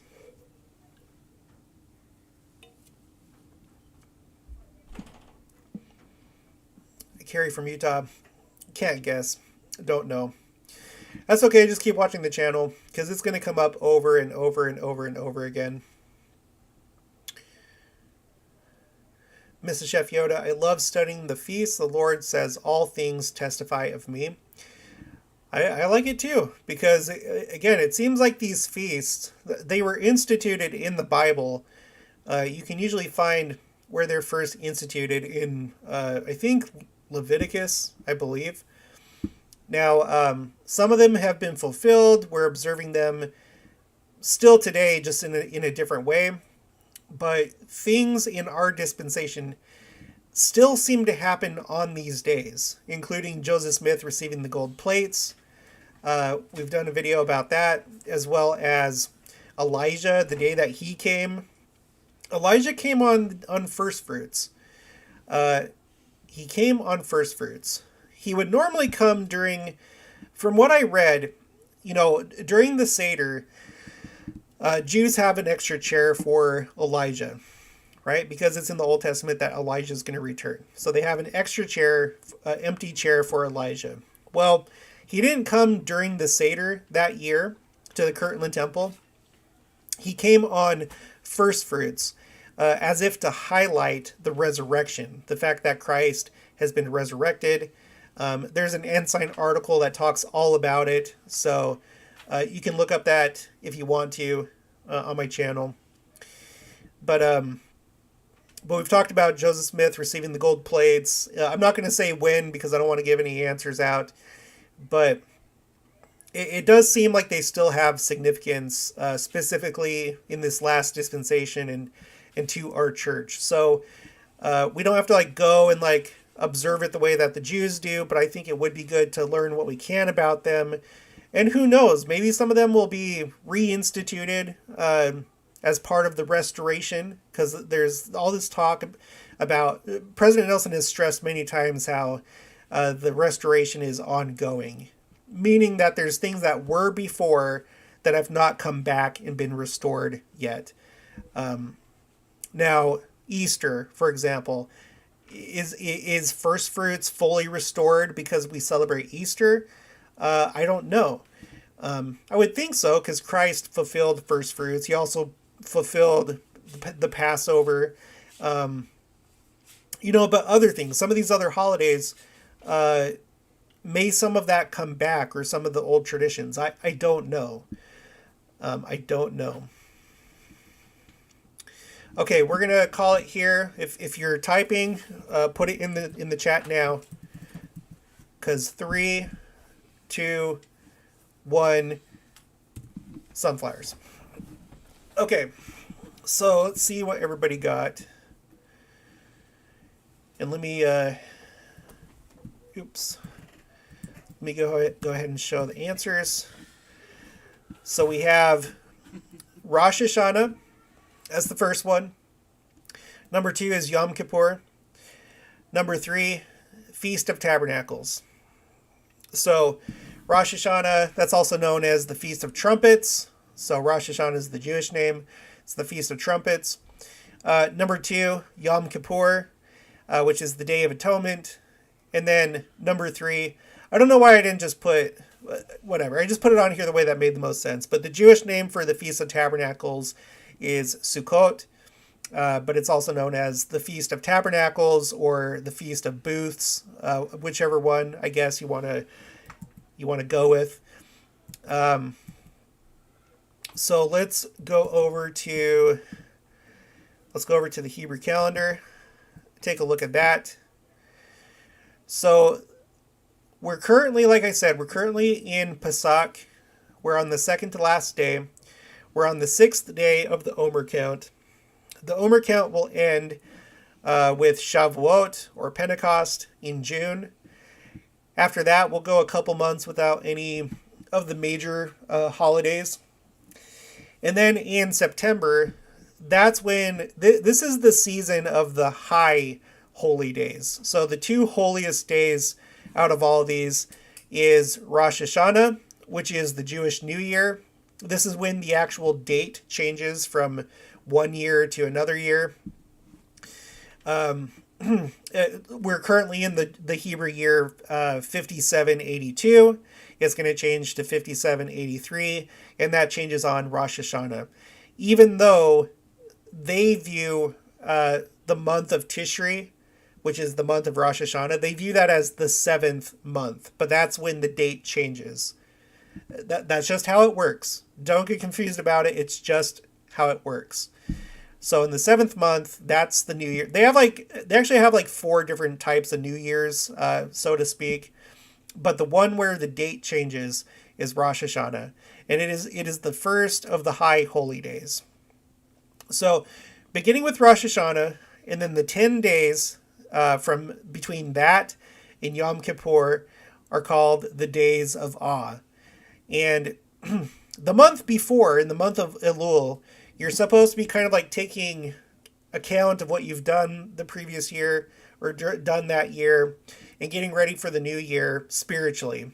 Think about things that you could have done better, how you're going to do better next year. But it's a little bit more serious than that, because it's talked about how on Rosh Hashanah, the book of life, okay, the book of life and the book of death are opened, and your name is put. It's put in the book of life or death on Rosh Hashanah. And you have basically three groups. You have those whose names are in the book of life, those whose names are in the book of death, and then a middle group that really haven't sorted things out yet for the year. And so the 10 days of awe is a time for you to figure things out and make sure that you're in the book of life. So on Rosh Hashanah, your name is written in the book of life for that year. And then on Yom Kippur, the Day of Atonement, it is sealed and it's done. It's a done deal by the Day of Atonement. So it's a time to celebrate, but it's also a time to contemplate and to think how to be better, right? And on Rosh Hashanah, that's when they do the shofar, that's the ram's horn. And it's like a warning call, like, hey, we're entering this period where things are going to get wrapped up. Okay, so get yourself right and get yourself in the book of life during these 10 days of awe. You should have already had that done before Rosh Hashanah, but now is like, this is the 2-minute warning. You better make your moves now and get yourself right with the Lord. So, and then after that, the week after the Day of Atonement, which is not like, you don't say like Happy Yom Kippur. It's like a very serious occasion. It's a holy day. It's not a time of like festive like celebration. And then the week after that, you have Sukkot, or the Feast of Tabernacles. And as you can see here, it basically goes for 7 days, and then you have, I'm still not too clear with Sukkot, but it seems like there's a couple days afterwards that are kind of part of it, but I'm not sure. So there you have it. Okay. Rosh Hashanah this year, the new year, is going to be on September 26th. It's actually going to be the sundown of the 25th, because that's how it goes. And once we hit that point, we will no longer be in a sabbatical year, because this year was a Shemitah. So once we hit that point, it's no longer going to be a Shemitah. Although, according to one rabbi on Israel 365, they were saying that next year, after this Rosh Hashanah, this year, is going to be a Jubilee year, if that was still celebrated. It's not celebrated because there's no temple, but it would be a Jubilee year, according to the rabbi that we read about in Israel 365. So, let's go. Sorry. Let's go back here. Let's go to the chat. Let's see what everybody got. I went too far. Okay. Sorry. Okay. Mrs. Chef Yoda. Let's see. 1, 2. She gets 2 points. Feast of Tabernacles and Feast of Booths it's the same thing. Haystack, we'll give him 1. He says Yom Kippur, but Thanksgiving is not one of them. David Atchison, Rosh Hashanah, Tom Kippur. 2 points for David Atchison. Tim Washington, Feast of Trumpets, but not Feast of Harvest. Feast of Harvest would be the Feast of Weeks, or Pentecost, or Shavuot. That's like the lesser known name for that holy day. Although the harvest is also associated with I think Rosh Hashanah, if I remember right. But anyway, 1 point for Tim Washington. 2 points for Horador 86. 1 point for Amy S. 2 points for Michelle Kindle. Tiana Hall, 1 point. Deanna Wendt, 2 points.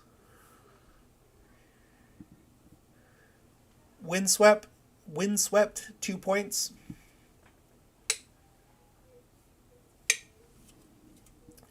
Ray Morgan, let's see, Feast of Tabernacles, 3 points. Another point for Amy S.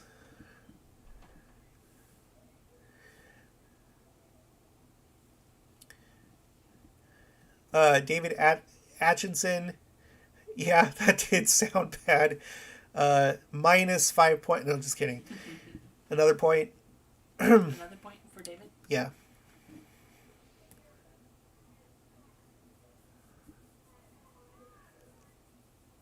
Sorry, I got lost here because like for some reason it scrolled down. Brian Kramer 2 points. Hanukkah is, it is a time that they observe, but it's not part of the fall feast days. So Teresa Washington 1, 2. Let's see, 1, 2, 2. 2 for Teresa Washington. 2 for Windswept. You already got Windswept. I did? Yeah. Well, he answered again. Let's see. He put Yom Kippur and Rosh Hashanah, and then... Yeah, okay, no, sorry. Geez, Windswept, you almost got double points. Amy Douglas. 1, 2, 3. She gets 3. Halloween is not one of them. It almost was. Tiana Hall, better late than not coming? Yes.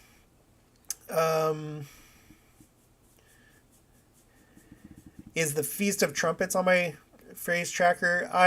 No, but I did a video where... What did I do? It's not on the phrase tracker. I can't remember where I put it, but I did actually count up how many times these feast days come up in General Conference, because there was another YouTuber that was like that there's another YouTuber that loves the idea of the Antichrist, and I had just done a video about the Antichrist because I'm not one that believes in a singular Antichrist in the last days. And they were like, well, you always talk about the Jewish feast days, but how many times does that come up in conference? And so I answered, I used the scripture citation index, and I found out, and they come up pretty frequently. Not by the names of Sukkot or Shavuot, but they do come up as Pentecost and First Fruits, and even the Feast of Tabernacles. They've all been talked about in conference, and not a few times. One thing that surprised me, in case you missed this video, what is the one? Okay, this is not going to be. Whoa, a lot of chatting going on. Put in the chat. This will not be a quiz question, but in the chat, out of the feast days, which one do you think would show up the most in General Conference? Okay, I had a pretty clear idea in my mind, the one that I thought would show up the most. But out of all these ones that we've talked about here, these 7 that we've talked about in the quiz, which one do you think comes up the most in General Conference? If you haven't seen my video, you might be surprised. I know that I was when I tallied it up. Okay.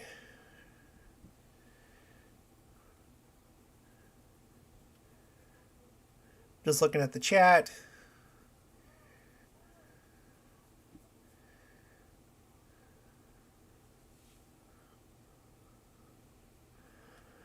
Okay, so people are saying, I'm gonna have to skip all that because there's a lot of chatting, but I can't keep up with it all. They just mentioned a Jewish feast day this last conference. So Haystack says Pentecost. So these are the guesses for which ones come up the most in General Conference. And of course, this is General Conference going back to 1942. David says First Fruits, Teresa, Passover, Deanna, Day of Atonement, Tiana, First Fruits, Ray Morgan, Feast of Trumpets, Sherry Johnson, Passover, Tim Washington, First Fruits, Windswept, Passover, Mrs. Chef Yoda, Feast of Weeks. Okay, so as it turns out, as it turns out, what I was expecting was going to happen, I was expecting Passover.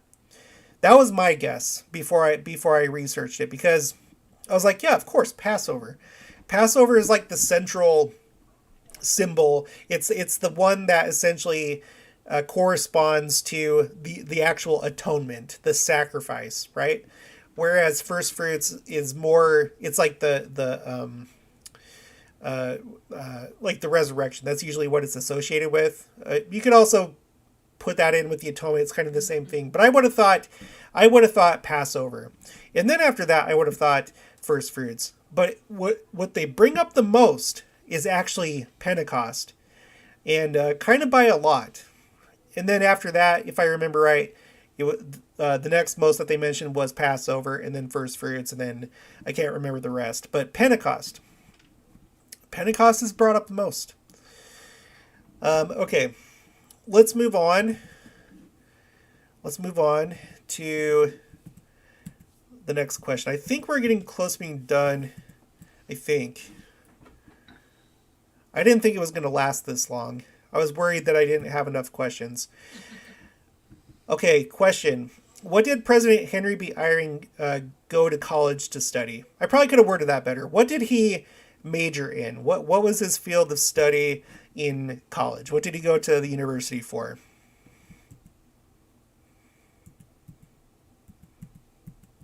President Henry B. Eyring.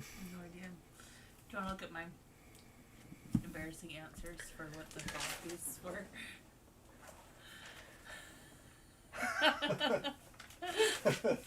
I had no idea. I won't embarrass you, Okay, but that is funny.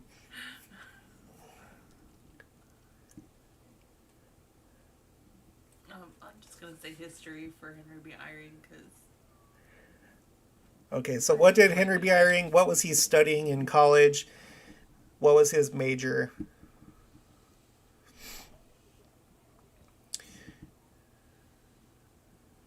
Ray Morgan says, side note, Shemitah cycle. Beginning on September 26, 2022, an astronomical sign will happen. Current lunar cycle will be changed. 29.5 and 365 solar cycle will come to an end.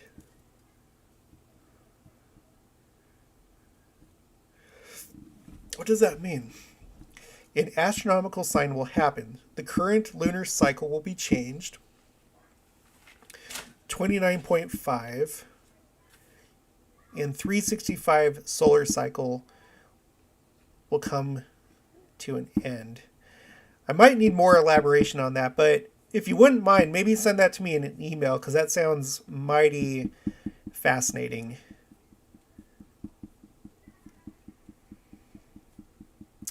David Atchison, just whatever.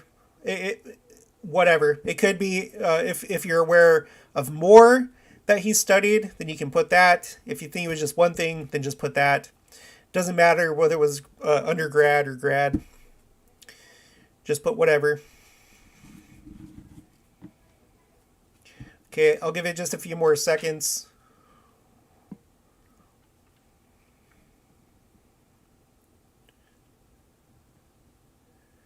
Just a few more seconds. Tim Washington says, I think he's saying the year length and month length. Saying that the year length and the month length are going to change after an event in September. Oh, are you talking about how like the years, do they keep getting longer or shorter? I can't remember. And the month length. I'm going to have to look into that because I want to know the details. Okay, just 3 more seconds. If you have anything that you're typing right now, just do it. Do it now. Ray Morgan says, replaced by a perfect 360 solar cycle and a lunar cycle that will be exactly 30 days. Interesting. I'll have to look into that. Okay, sunflowers. Okay, so the answer is he got a bachelor's degree of science in physics, and then he got a PhD in business administration, which I didn't know that.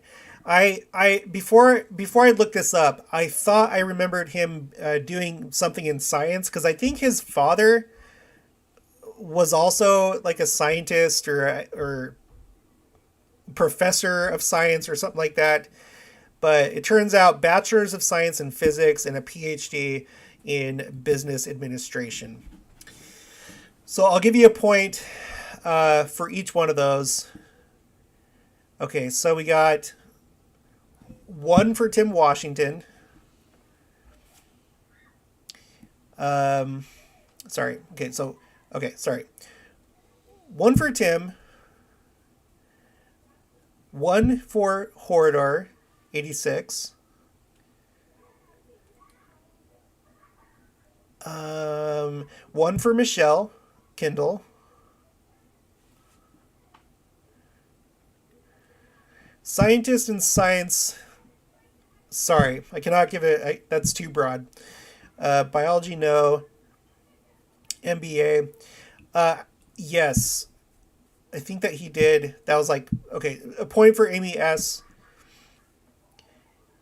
A point for Sherry Johnson. A point for Brian Kramer.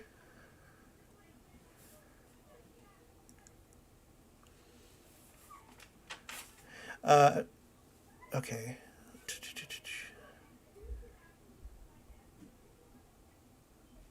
Okay, I'm going to go to, David, I'm going to go to the actual thing. I'll just read what it says. I'll just read exactly what it says. If I can find it here. Okay, here we are. Touching my toes. Oh, Okay. Live stream. yeah, live stream still.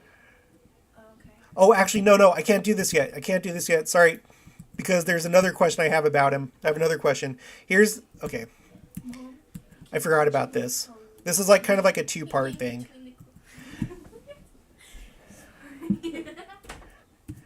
The next question is, where did he get his PhD? What school did he go to get his doctorate? What school did he go to? What university?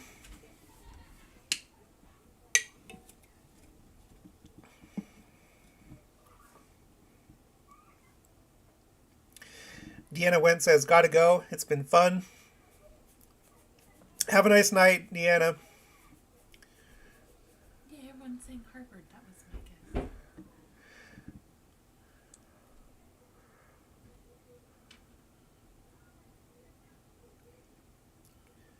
I may just wrap it up after this because, it's already 10:30. That went by really, really fast for me. I don't know about you guys. Hopefully it wasn't too long. Still had a few more questions. I'm just gonna end it after this one though. I'll save the other ones for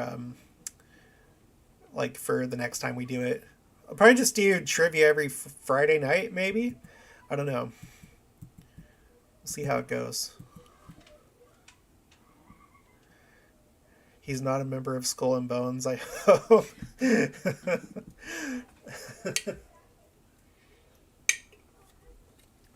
I don't think any of our general authorities are. Unless they did that first and then converted later.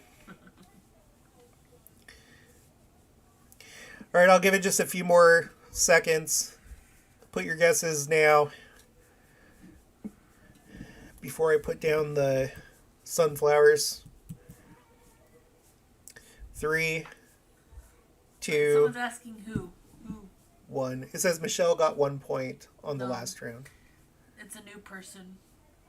Oh, this is Christian Zybarth. Oh. But sorry, Zybarth, we're wrapping things up after this question. All right, sunflowers down.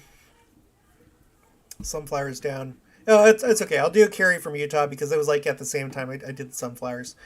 Okay, so the answer is Harvard. He got his PhD in business administration from Harvard, which I didn't know. I had no idea.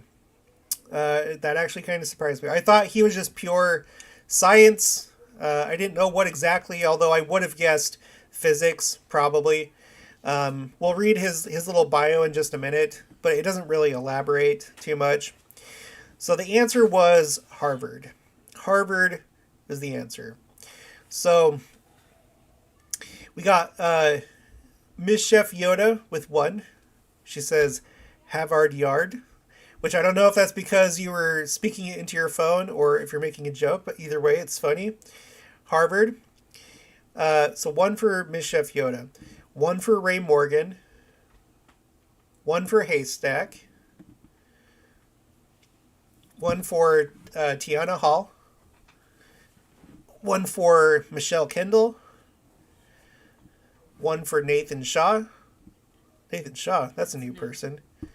You got a point, Nathan Shaw. You got on the scoreboard. Horador86, Harvard, 1 point. Brian Kramer, 1 point. Sherry Johnson, 1 point. Slower. Sorry. Sherry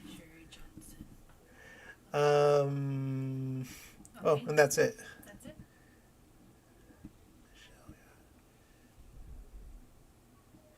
Okay, yeah, that's it. So I don't know what the fraternities are at Harvard, but I'm sure that they have something equivalent to Yale. I'm sure that they all do. Not a big fan.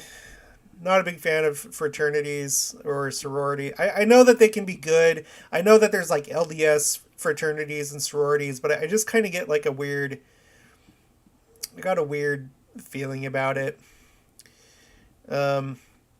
Amy Douglas. Okay, I'll give it to you, Amy Douglas. 1 point for Amy Douglas. Okay, so we're gonna give the scores for everybody. Do everybody's scores. Yeah, I'm tallying them up. I'm almost done. Will it be easy to say from like top to bottom? Like from Possibly. Okay. My wife's gonna get everybody.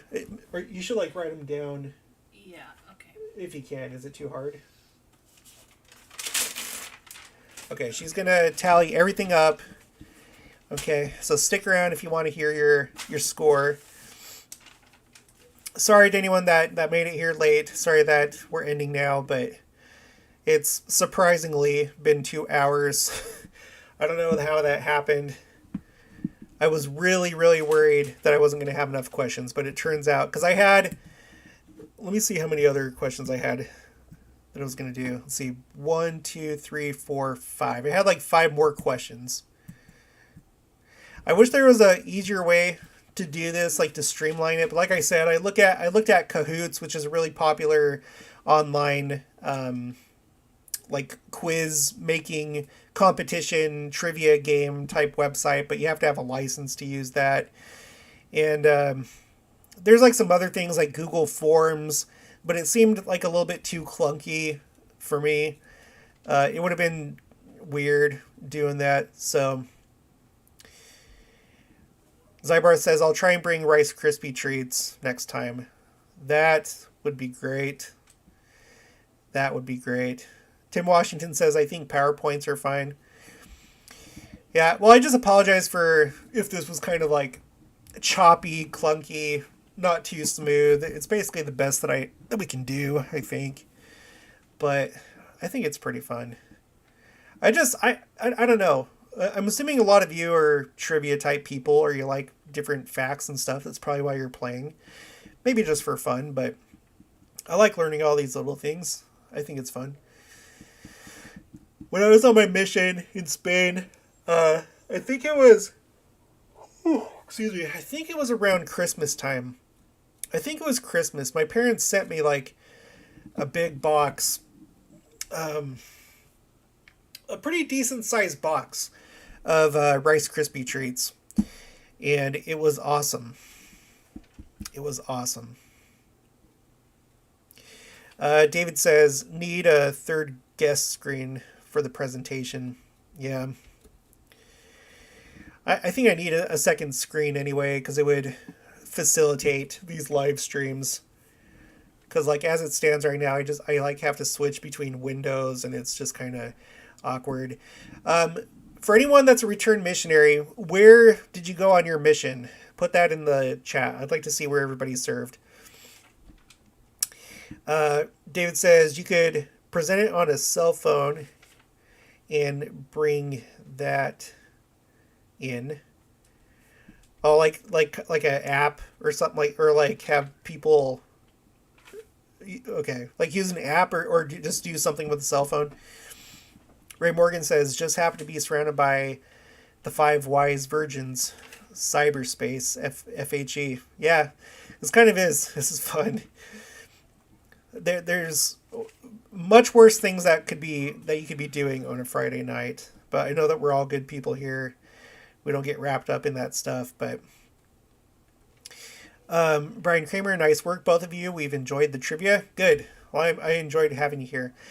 David served in Argentina, Buenos Aires West. I had a friend that, from my singles ward, he served in Argentina. I'm not exactly sure which one. Anyway, Nathan Shaw, Los Angeles. Zybarth went to Ireland. No, wait, I can't remember. Zybarth, are you from the UK or Ireland, or I can't remember if you're American or not. Tiana Hall went to Germany. That's cool. Tim Washington says, oh yeah, dual screens are so helpful. Great investment if you're able. That's the thing, I just need to make a little bit more money. People complain about the microphone, and I get it. I just got a basic microphone just to get me one step up over just using the microphone on my PC. But people will be like, well, you need to get a microphone or something. It's like, well, I can't just magically manifest $300 and get a new microphone. I have to wait. Okay, I'm done. Okay, give me just 1 second. I want to see where everybody served. Mrs. Chef Yoda, convert here. After I was married, no mission, and that's just fine. And maybe in the future, if you want to, you'll serve do a senior missionary couple type thing. Haystack, Utah, Ogden, and split and went into Pocatello, Idaho mission. Ray Morgan served in the Army. Yes, so did I. What unit did you serve in, if you don't? I mean, when I say unit, what were the big units or the whatever? Just tell me what unit. Carrie from Utah, it is fun. Hordor 86, San Bernardino, California mission. Windswept says, I was going to go on a mission, but I met my husband. He is a convert. And where are you at, Windswept? Do you have a homestead? If so, where? Tiana was in Hamburg, so Hamburg, Germany. Haystack split the mission. Now I live in that area. Zybarth is not from the UK. David is from Texas. Zybarth, born in Los Angeles. Mission to Ireland. Miss Chef Yoda, I hear you fine. It's actually pretty clear. Good. Well, at some point I will, upgrade my equipment and stuff, but it's just I can't really do that right now. We have some other priorities. Oh, let me do the scores really quick before people leave. So, honey, do you want to? Should I go from bottom to top? Yeah, whatever. At least to the winner. Whatever. Okay, of course Nathan just won because he just joined us. So, then Tiana with 2, David 3, Esther 3, Carrie from Utah with 6, Deanna with 10, Mick Wick with 11, and I also have 11. Brian with 14, Tim Washington with 14, Windswept with 14, Amy S. with 15, Haystack with 17, Sherry Johnson with 17, Ray Morgan with 17, Miss Chef Yoda with 18, Teresa Washington with 18, and in third place we have Amy Douglas with 19, second place Michelle Kendall with 22, and first place Horador 86 with 24. Horador! Good job, everyone. Good job. Yeah, that was fun. Just fun competition, nothing serious, but everyone did a good job. Thank you for participating. Let me just read a few more things before we sign off. Zybarth School at BYU, Hawaii. That sounds like that would be a fun experience. Tim Washington, I have to look forward to a senior. Oh gosh, I gotta scroll back up. Senior mission. I just joined the church just under 5 years ago. Well, I'll tell you what.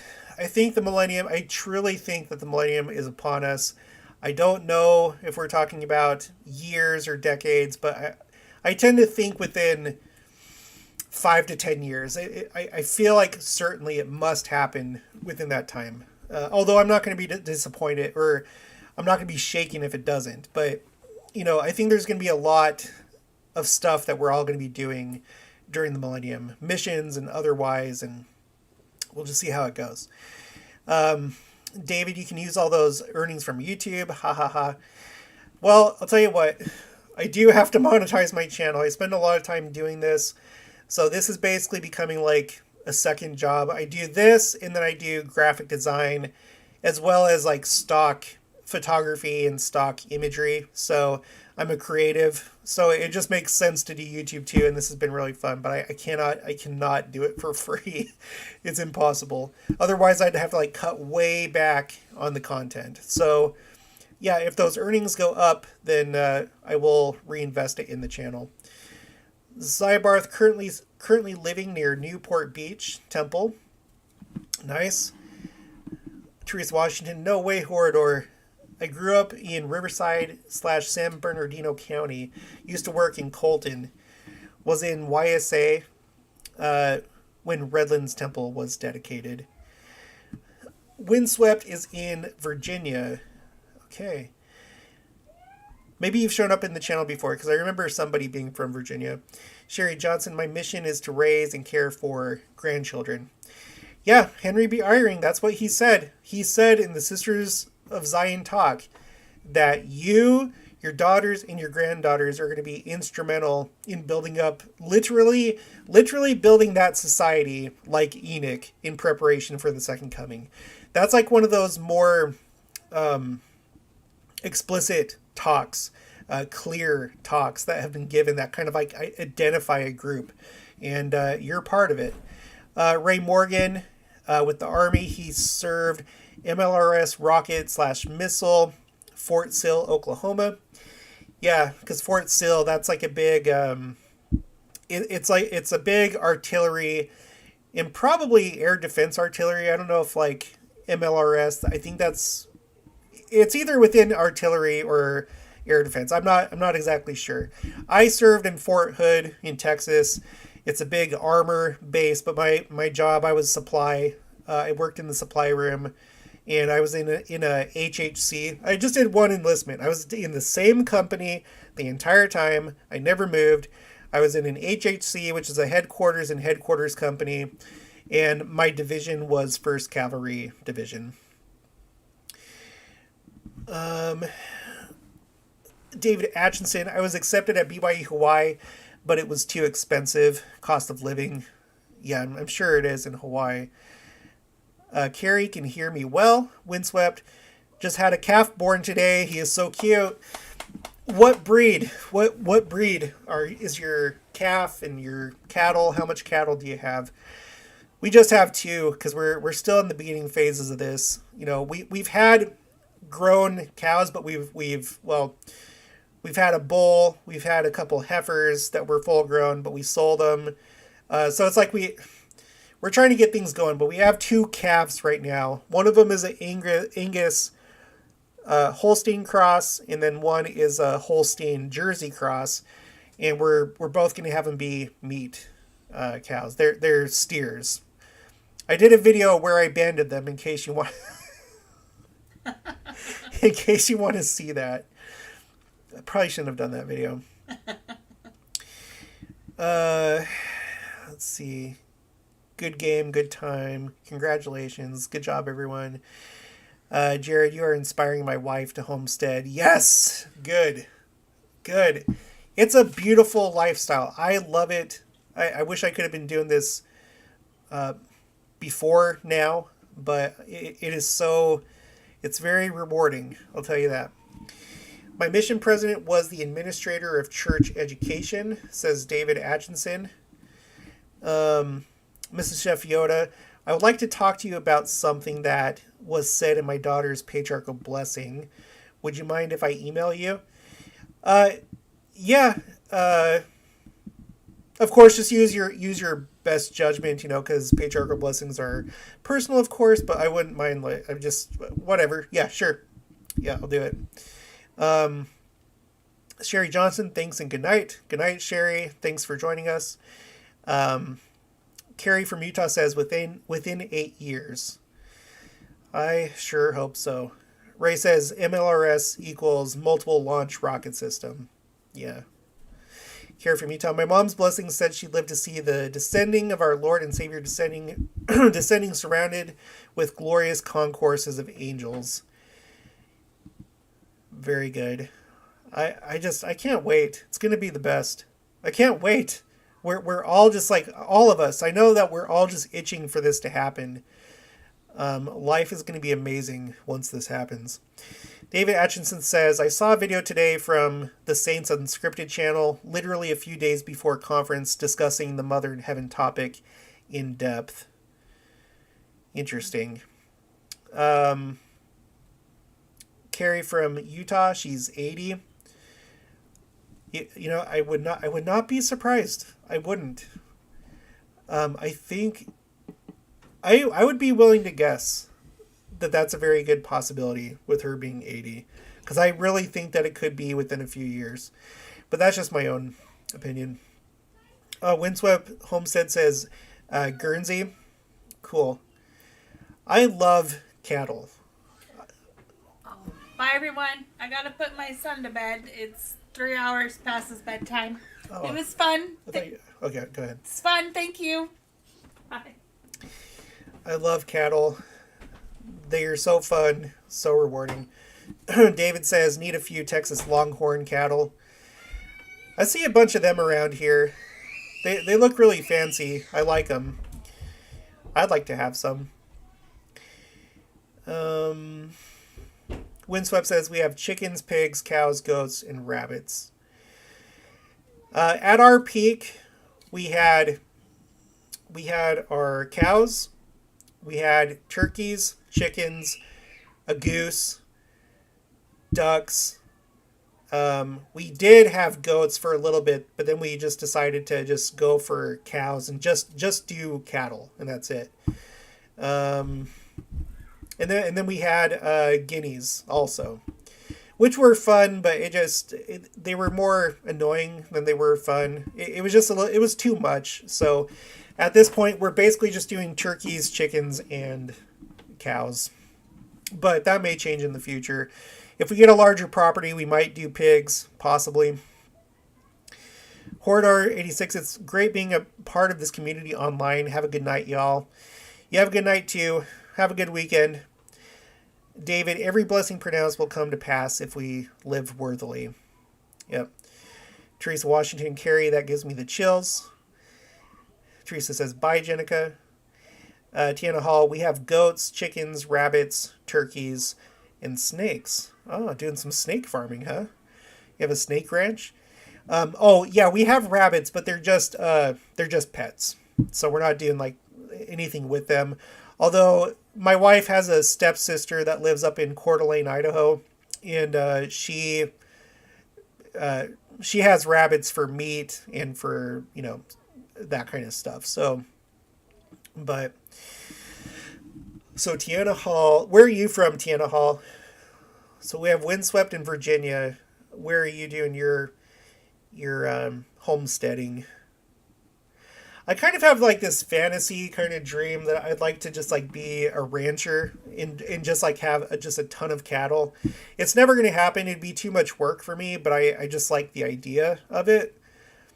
I've just really come to love cows. I love them. They're fun. Tiana Hall is in Kaysville, Utah. Cool.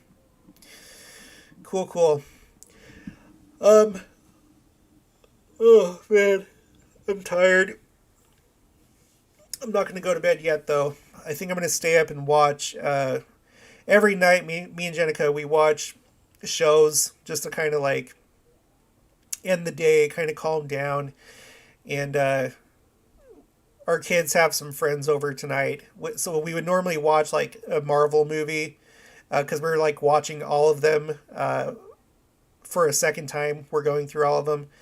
And but since the friends are over, we're not going to watch that. So like our next go-to is we watch. Have you guys seen How Ridiculous on YouTube? It's the three Australian friends. They're guys. They they do a bunch of like things like dropping objects from a high tower, and they do just like different stunts and stuff like that that have to do with like basketball or darts or like lately they've been like destroying things. Like they have like a row of like windows, or not windows but like glass or mirrors, and they'll throw objects at them like an axe and see how many mirrors it'll how many mirrors it'll go through.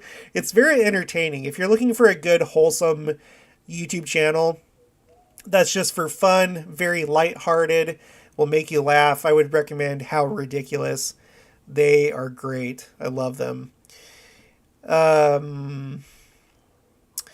Ray Morgan, have you done a video on the Shemitah cycles? Well, it comes up all the time, and I kind of did.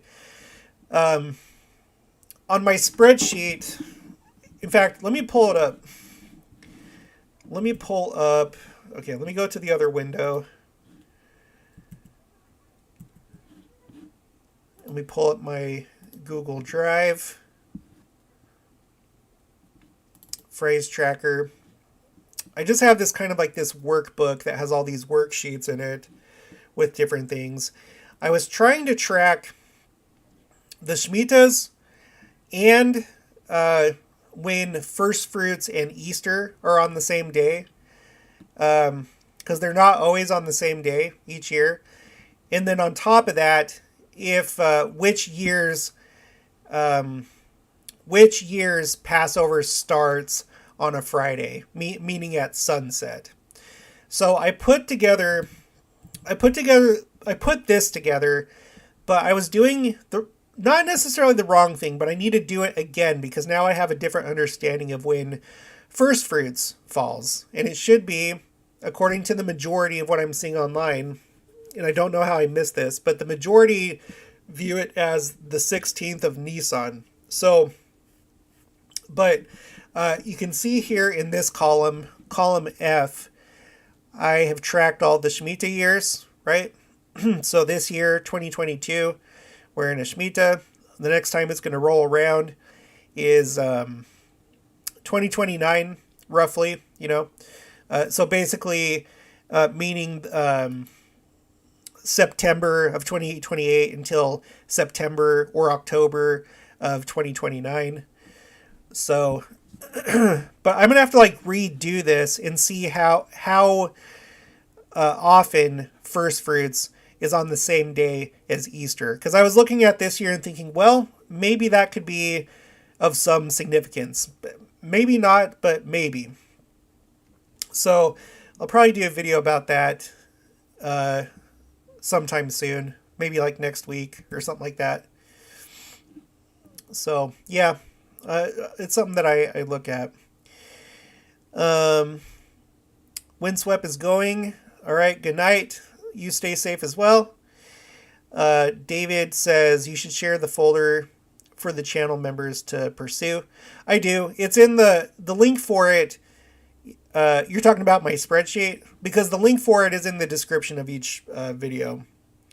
In fact, if anybody wants that right now and you don't already have it, I'll put the link in the chat.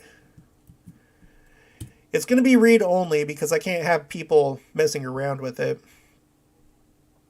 But there you go. There you go. Mrs. Chef Yoda says, just got notification my strawberries were finally shipped. Awesome. Good. All right, Tim Washington is out. Good night. Thanks again. See you. How many people do we have in the chat still? I'm just going to hang out here until Jenica comes back. We have 18 that are watching. go back to OBS. Yeah. Okay, good night. Oh, she's saying good night, Tim. Teresa Washington is going because she is married to Tim Washington, so it makes sense. Story checks out. Good night, Teresa. Mrs. Chef Yoda, I sent you that email, Jared. Okay, cool. I'll make sure. Give me some time. Just give me a couple days. Well, I can probably do it tomorrow. Yeah. Now, don't put this in the chat, but one thing that I'm hoping will come out, and I know it probably will come out, is how many people we have from all the different tribes. Do not put it in the chat, because Sister Nelson, she did that when before President Nelson became prophet. You know the story where they went to Russia and they were meeting with saints in Russia, and then Sister Nelson asked people to stand up by what tribe they were in. And she was able to get all the tribes except for Levi in Russia. And then later they went down to Armenia, I believe, and then there was Levi down there. So what I would like to know is, have these numbers changed, or like the proportions, the percentage, has it changed from like the early days of the church until now? Are we starting to see more people from these other tribes? We're not going to know, but I assume that during the millennium, it's not really going to be much of a private thing. Sister Nelson kind of got in trouble with President Nelson, or at the time Elder Nelson. He said, she shouldn't have done that because it's supposed to be like a private thing. Well, not private, but like a personal thing. It's sacred. But anyway, Miss Chef Yoda, it's not really spectacular, but something that substantiated something that you said. Cool. I'll take a look at that. So I will say this, though. I think that this is okay to say. I've had on the channel, I had one person say that they are of the tribe of Simeon, and then that their parent is from the tribe of Levi.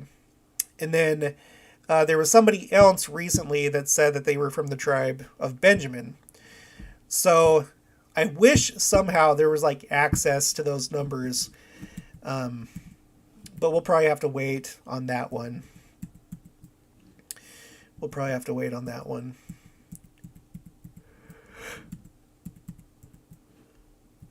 Where is the window that I'm looking for? Oh, it's this one. Okay, we got 16 people still here. Why are you guys still here?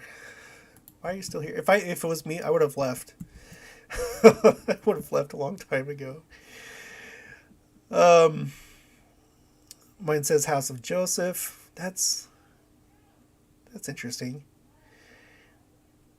Miss Chef Yoda says, what I would like to know is the duties of those with the birthright versus those of the other tribes. Well, yeah. Good night, Brian Kramer. Diana Elberter Joseph. Haystack, because we love you. Zybar. Nice. Zybarth, has anyone started a prophecy/fulfillment tracker spreadsheet? I don't know. That one might be a little controversial just because there's so many people that have so many different interpretations of certain prophecies. There's things that not everyone agrees is a prophecy. So that one might be kind of hard. It might be kind of controversial, but I'm sure somebody probably has. For example, I saw on LDS Living, they did an article a while ago where they're like, these are the things that still have to happen before the second coming. And some of them were things that I had never really heard about before. And I mean, I don't know. I guess I can look into those further, but yeah, there can sometimes be multiple fulfillments. Yeah. vague fulfillments, etc. Yeah, that's the thing. Like, just who knows? Because some of the things you would be like, no, that hasn't happened yet, but they'll say in conference that it has. Like, I don't know if any of you caught that video that I did, that where I kind of just like went through. I got a handful of different general conference talks that said that certain things were happening right then and there in the year that they were talking, right? And some of them are like, oh, that's it. So how many things are like that? I don't know. That's why I don't get really too rigid when it comes to waiting for prophecies to be fulfilled. I believe that they'll all be fulfilled, and I do believe that the Lord, there are prophecies. But as far as us trying to like figure out, I think the best thing that we can do is just listen to the prophet and the apostles and see what they say. They're the only ones that really are in a position to like declare prophecy fulfilled. Maybe sometimes it'll be really obvious, but other times we should probably just listen to them and see what they say. That's my position on it. Ray Morgan says, Brother Dwayne Crowther has tons of last days prophecy in his books. Zybarth says, read an article in the 90s about the destruction Missouri experienced during the Civil War. Yeah, well, did you catch that video that we just did? Because I went back to that Ensign article where it talks about the 3 Missouri myths, and they address that there. And then I found another, what was it called? It was called like the Comprehensive History of the Church, and it was discussed there as well, as far as like the yellow dog prophecy, or the destruction of Missouri having been fulfilled in the Civil War days. So,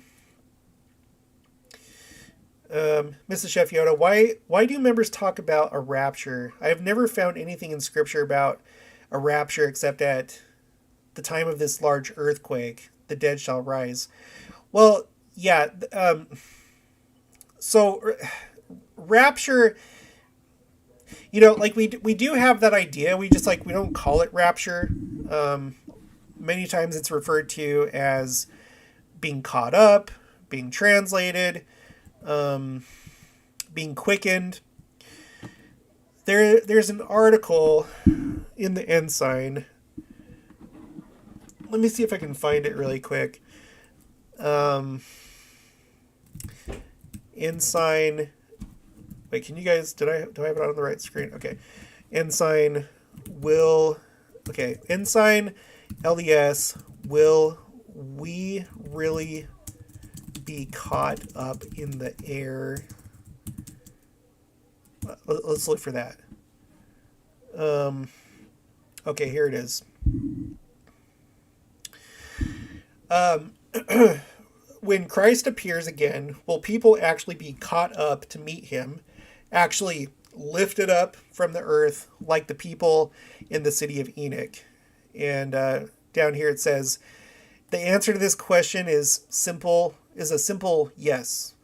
And then it goes on to elaborate on that.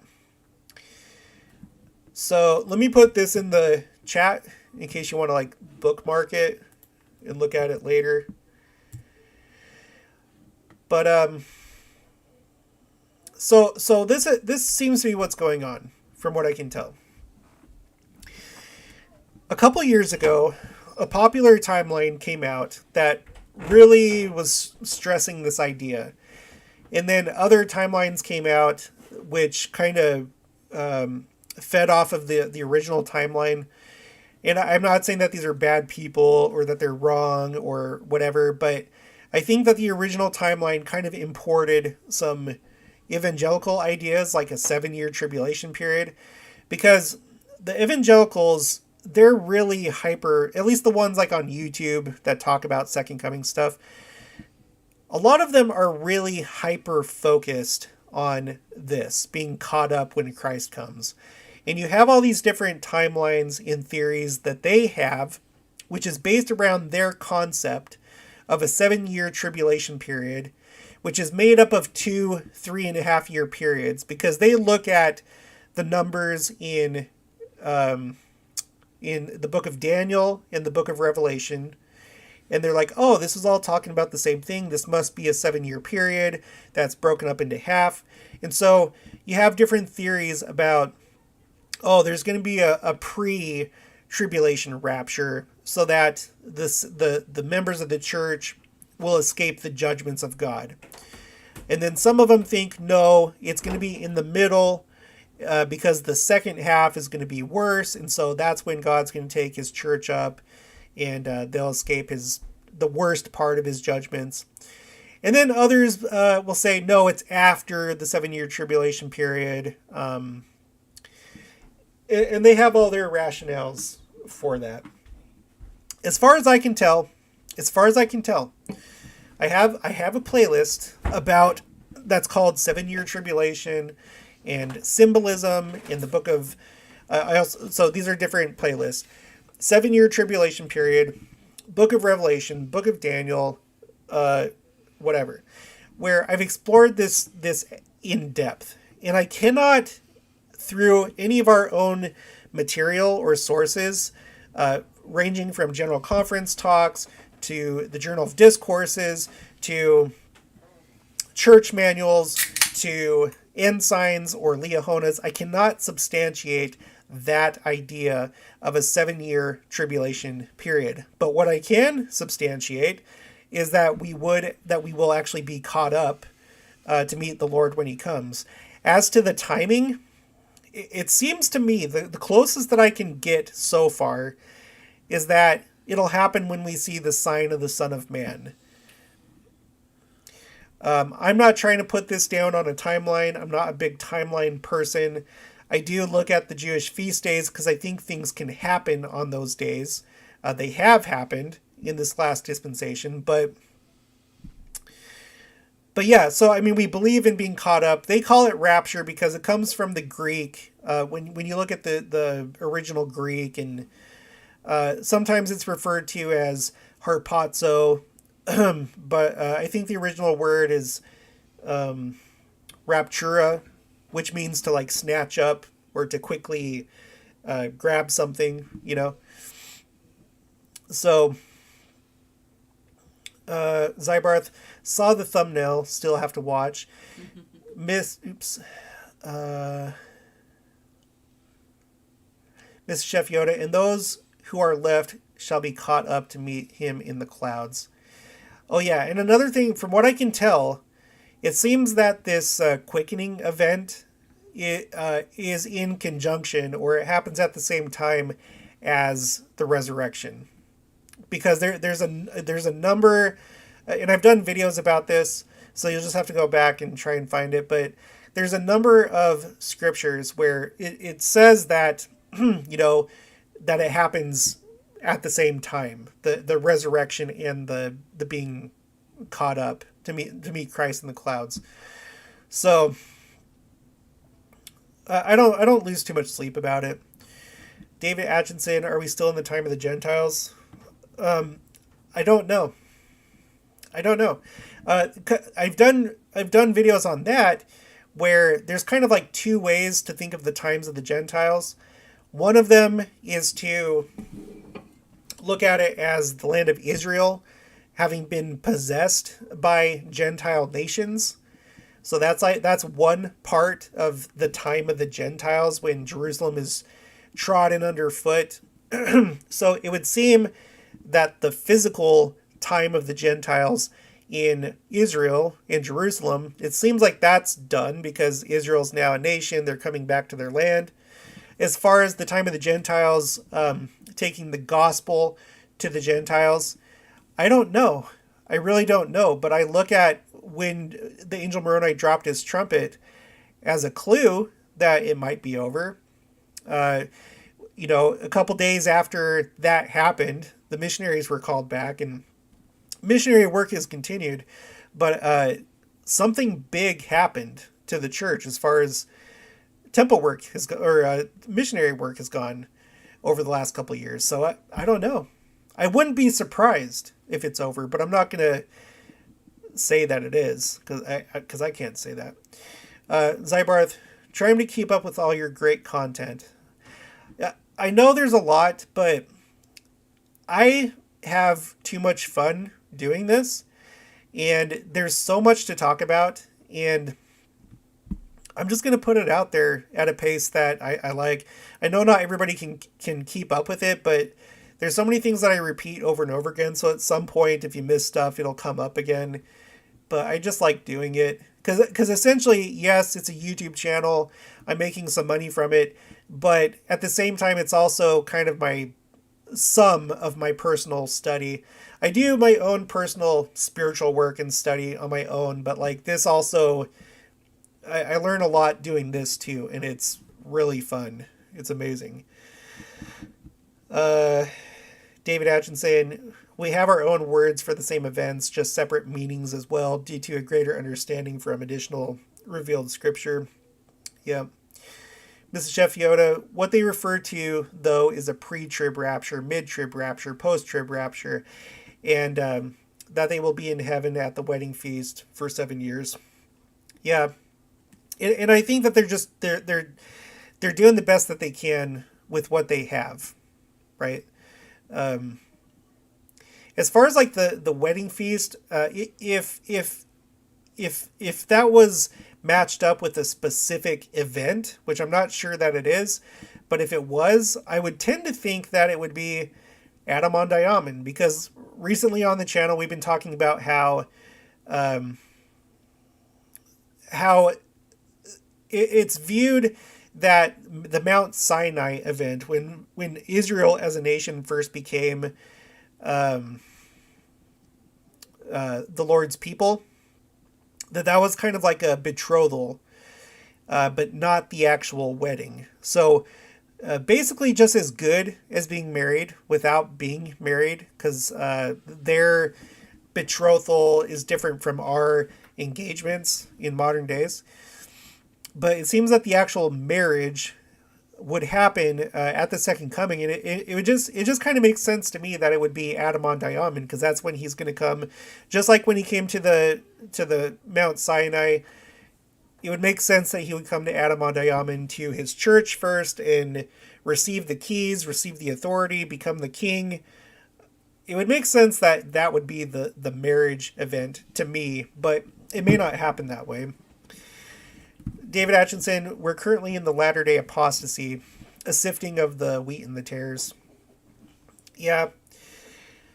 Yeah, and some of these time frames, they may, I don't know, there may not be hard dates, but there could. I don't know. DNC 8896. I'm a little bit too tired to be looking things up now. I'm now scraping the bottom of the barrel when it comes to energy. But let me just read a few more of these things. Ray Morgan, Dallin H. Oaks, and Todd Christofferson, and others with legal backgrounds are in place, perhaps to begin the political component of the kingdom of God, as the ecclesiastical component is already set up. And I would agree with that. I would agree. I would not be surprised if President Nelson passes away, having done his work as far as like working on the hearts of the people, because he's a heart surgeon, and the Lord likes to work in those kind of metaphors and parables. Because, being a Zion people, it's all about the heart, being pure of heart, one of heart. So who better, metaphorically speaking, than a heart surgeon to be your prophet? So, and then after that, Dallin H. Oaks, who he was on the Utah Supreme Court, it'd be perfect, yeah, to set up the political kingdom going forward. It would make a lot of sense. And I didn't know about D. Todd Christofferson, so he's he has a law background too, huh? I didn't know that. Mrs. Chef Yoda, so what do you believe is the sign of the Son of Man? Well, it seems like in the scriptures, it defines it itself, just saying that it is the Son of Man coming in the clouds. But I can't remember, somebody else, it may have been you, Zybarth, I keep forgetting this, but someone said that it could also be in addition, I think the city of Enoch as well. But I forgot the rationale behind that.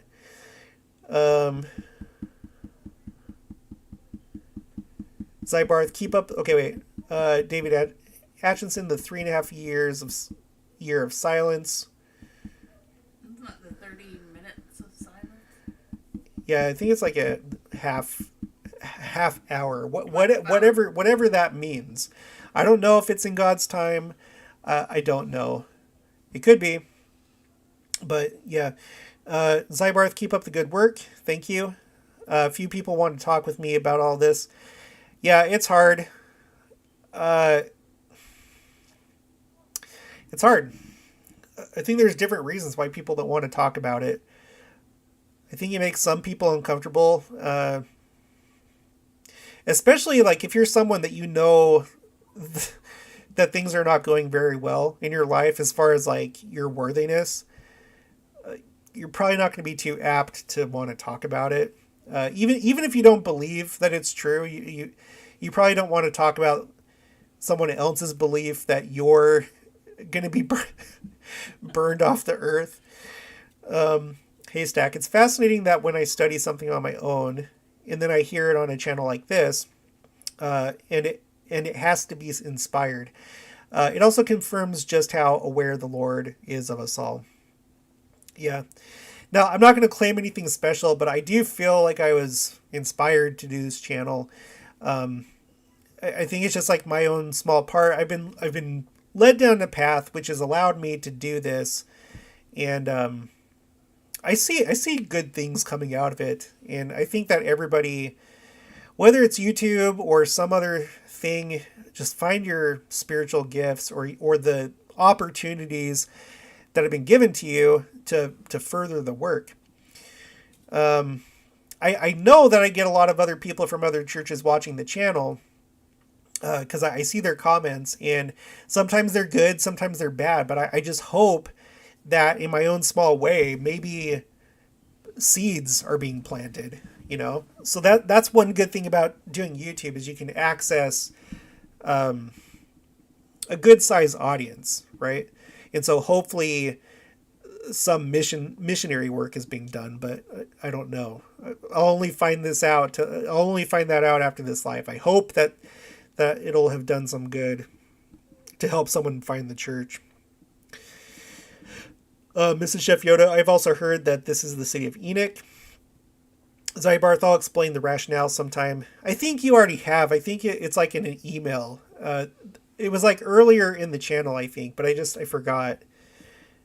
Ray Morgan, Joseph Smith placed the appearance of the sign of the Son of Man after the sign of the absent rainbow in the chronology of the signs of the times.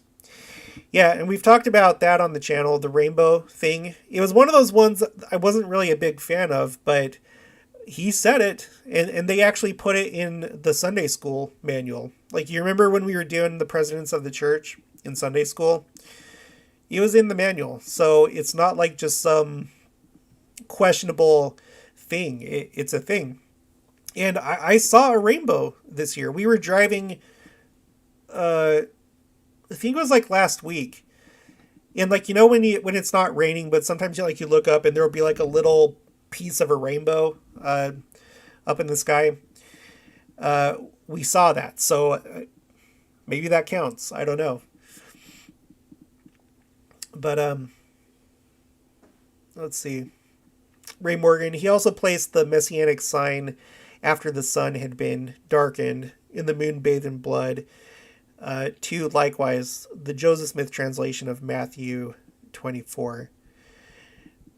Zybarth, teach ye one another the doctrine of the kingdom. Ray Morgan states that the sign of the Son of Man will be seen in heaven after the days of tribulation and after the powers of heaven or the stars are shaken or fall from the sky. David, I know the Lord said that everything that was revealed to Joseph can be revealed to any member of the church as soon as they are ready and able to bear it. Yeah, and I think that can come in a number of different ways too. But yeah, I've heard that as well. I've heard that as well.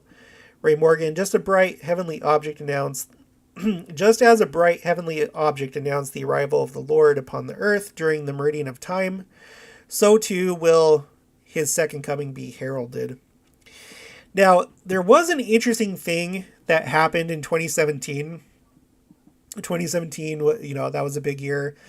We had the eclipse. It was Trump's first year in office, like his first full year. The U.S. Embassy was moved to Jerusalem. It was the Hebrew year 5777. It was President Monson's last year as prophet, and then almost immediately at the turn of the year, President Nelson became president. And Wade, you missed it, man. We started it at 8:30 Central Time, so it's done. Now this is just like the post game chat, the sleepy tired chat for people that want to talk late. So anyway, so all these things happened in 2017. Special things, signs, unusual things. And one of the things that happened is we had an object come through our solar system from outside the solar system, which was the first time that had ever been observed to that point. And it was called Oumuamua. And I did a video about it.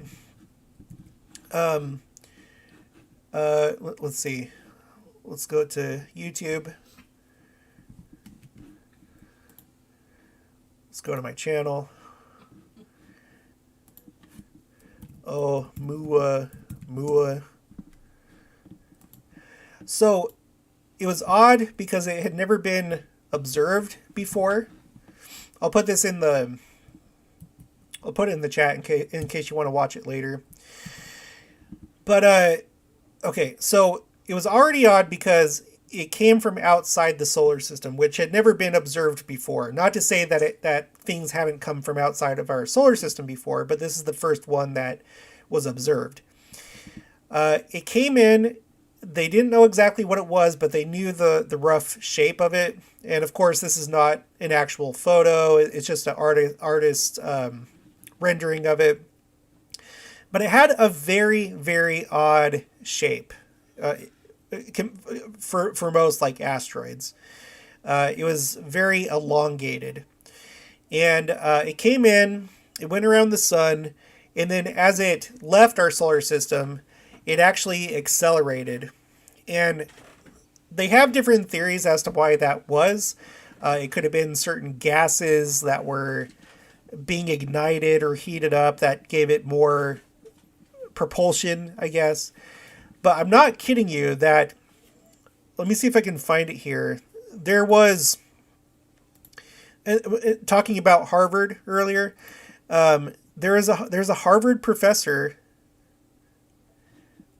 It says here, look, Professor Abraham Avi Loeb of Harvard University believes that Oumuamua was most likely a piece of advanced technology created by a distant alien civilization. So, this is someone from Harvard. This is not a cuckoo.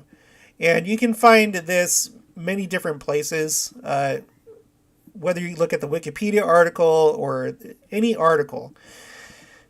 But this was a strange object, and the meaning of Oumuamua is messenger. They named it Messenger. It's a Hawaiian name, and in addition, it means messenger in advance of. Let me see if I can find it.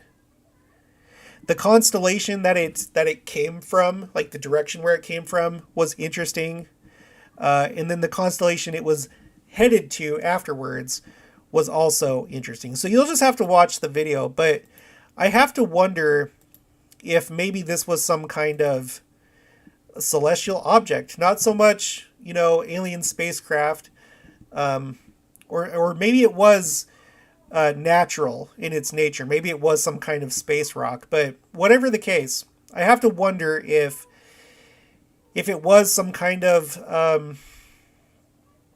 pre sign of the Son of Man type of sign or something like that. Just with all the information that we have about it, it's very unusual. So David said, I saw a video of an astrophysicist explain it. Miss Chef Yoda, so do you think that people can still be translated to the city of Enoch? A friend asked me that today, and I didn't know the answer. I'm sure that they can. I just don't know if people are, because obviously, once that happens, you're missing. So I'm not aware of any like mass disappearances, but I'm sure it could happen. Ray Morgan, Joseph Smith provides valuable commentary on this subject, explaining that when this sign is seen by the world's population, they will speculate it is a planet, a comet, etc. Yeah.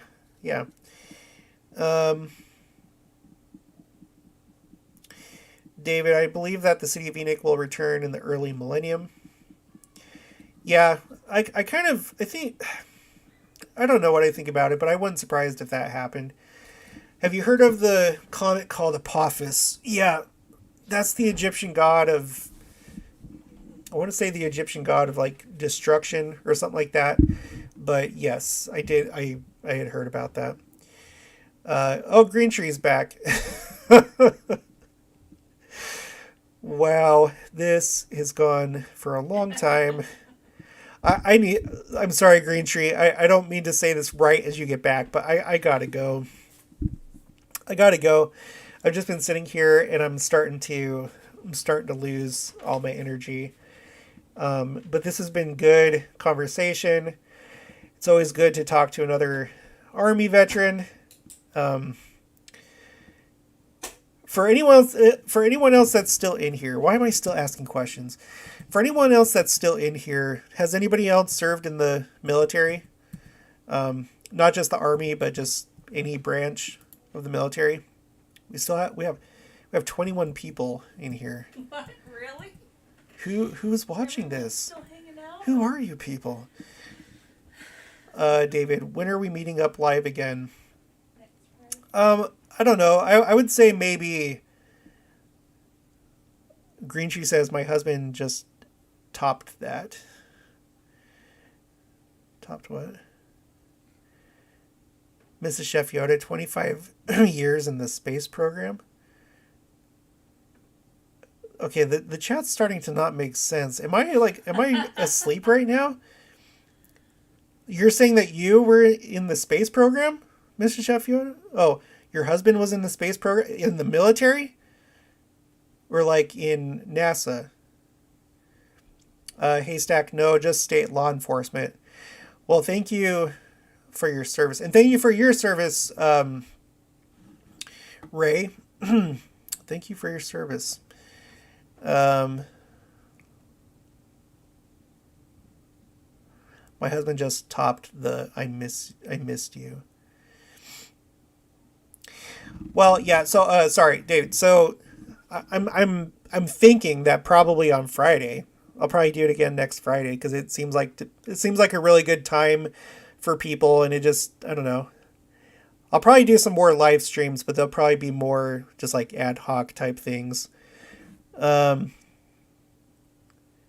Wade says, Wikipedia says it's the second interstellar object. It says the first one hit the Earth. Maybe Oumuamua was Enoch, and they took a look and said, not stopping here. Yeah, who the heck wants to come here? This place is crap. Mrs. Chef Yoda, my husband served in the Air Force for 25 years, missiles and space program. His last area was Cape Canaveral. You know what? I'm telling you the honest truth. I have another channel. I have another channel that I do. It's still kind of new. It's a military channel. And all I do, the Department of Defense, they put out footage that's public domain. So all units in the military, they have what's called public affairs people. And they're the ones that do like wartime footage and journalism and stuff like that. Well, they make all that stuff public domain. And so you just have to follow certain rules, and they're not really that complicated. If you want to check out the channel, I'll put it in the chat. So I've been doing this for a little while now. I have a few hundred videos on here. It's pretty cool. And I'm trying to do videos for all 6 branches of the military, because now we have the Space Force. And so what I'm getting at is that from what I've seen, because I've been watching the Space Force for a while, your husband, had he stayed in, I have no doubt that he would have been transferred over to the Space Force. If he had still been in, he probably would have became Space Force. And what they're calling people in the Space Force, like, you have Army soldiers, Navy sailors, Marines are Marines, Air Force airmen, Coast Guard, Coast Guardsmen. Well, they had to come up with a name for the Space Force, and they didn't go with astronaut or or Jedi or anything like that. They're calling them Guardians. So your husband would have probably gone from airman to guardian.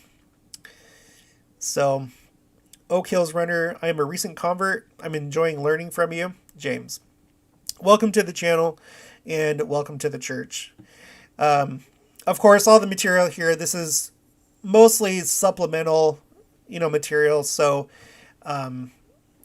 just make sure it doesn't replace, scripture study and, just your own personal study in what we learn at church and stuff like that. But welcome.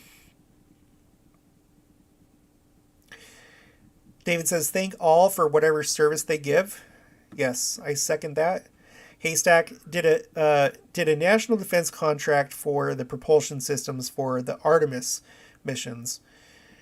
Oh, cool. And Artemis, that's the one that they're trying to go back to the moon, right? Isn't that what Artemis is for?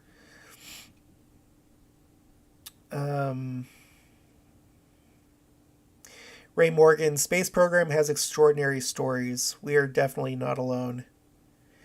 Yeah. If I wasn't LDS, because we do have the belief that our Heavenly Father, he has unlimited, infinity worlds, essentially. So we know that, but even if I wasn't, I feel like I've seen too much where I don't think that we're alone either. Karate, how do you find time for the cows and chickens and pigs? Me? Well, I don't have pigs, but it's not too bad. You just have to kind of go check their water. And as the cows get older, like they're still calves, but as they get older, you don't have to check on them so much. You have a wife and kids. Yeah, and it's a family effort, so everybody has chores and but there is like yard work that we have to do and working in the garden. So I find time. I'm self-employed, so a lot of my money, most of my money comes in as passive income from the graphic design. So I don't work specific hours. That's what makes it so I can do this YouTube channel. I can work whenever I want to and just kind of fit things around my schedule. So I just do things when I want. Diana Elbrader Diana Elbrader says, husband, Navy, Vietnam. Great. Thank him for his service for me. Haystack, yes, I left the project and shortly after dining was cut again. Mrs. Chef Yoda, husband is calling, have to go. Thanks for all the fun and all the heads up to scriptures to look up. All right, you have a good night. Say hi to your husband for me. David Atchison, is that the multiple bubble universe theory for everybody gets a planet joke? I don't think so. What I'm referring to is just in the book of Moses in Abraham, where it talks about the different worlds that Heavenly Father has. It seems like they're always just there's tons, infinite number of worlds, and they're all just constantly in different stages of their existence. And so we're currently in our mortal period, and that's about to change pretty soon. I mean, we're still going to be mortal during the millennium, but it's going to change from a telestial to a terrestrial world, which I think will be amazing. Okay. That's it. I'm going to go now. My wife is calling. I'm ready for bed. My wife is calling. My Casey's Pizza is calling. I'm hungry. I'm tired. This was fun. Thank you, everybody. I think you can pretty much count on next Friday for sure. Just same time, and then I may do some other live streams during the week. So, all right, love you guys, and I will talk to you later.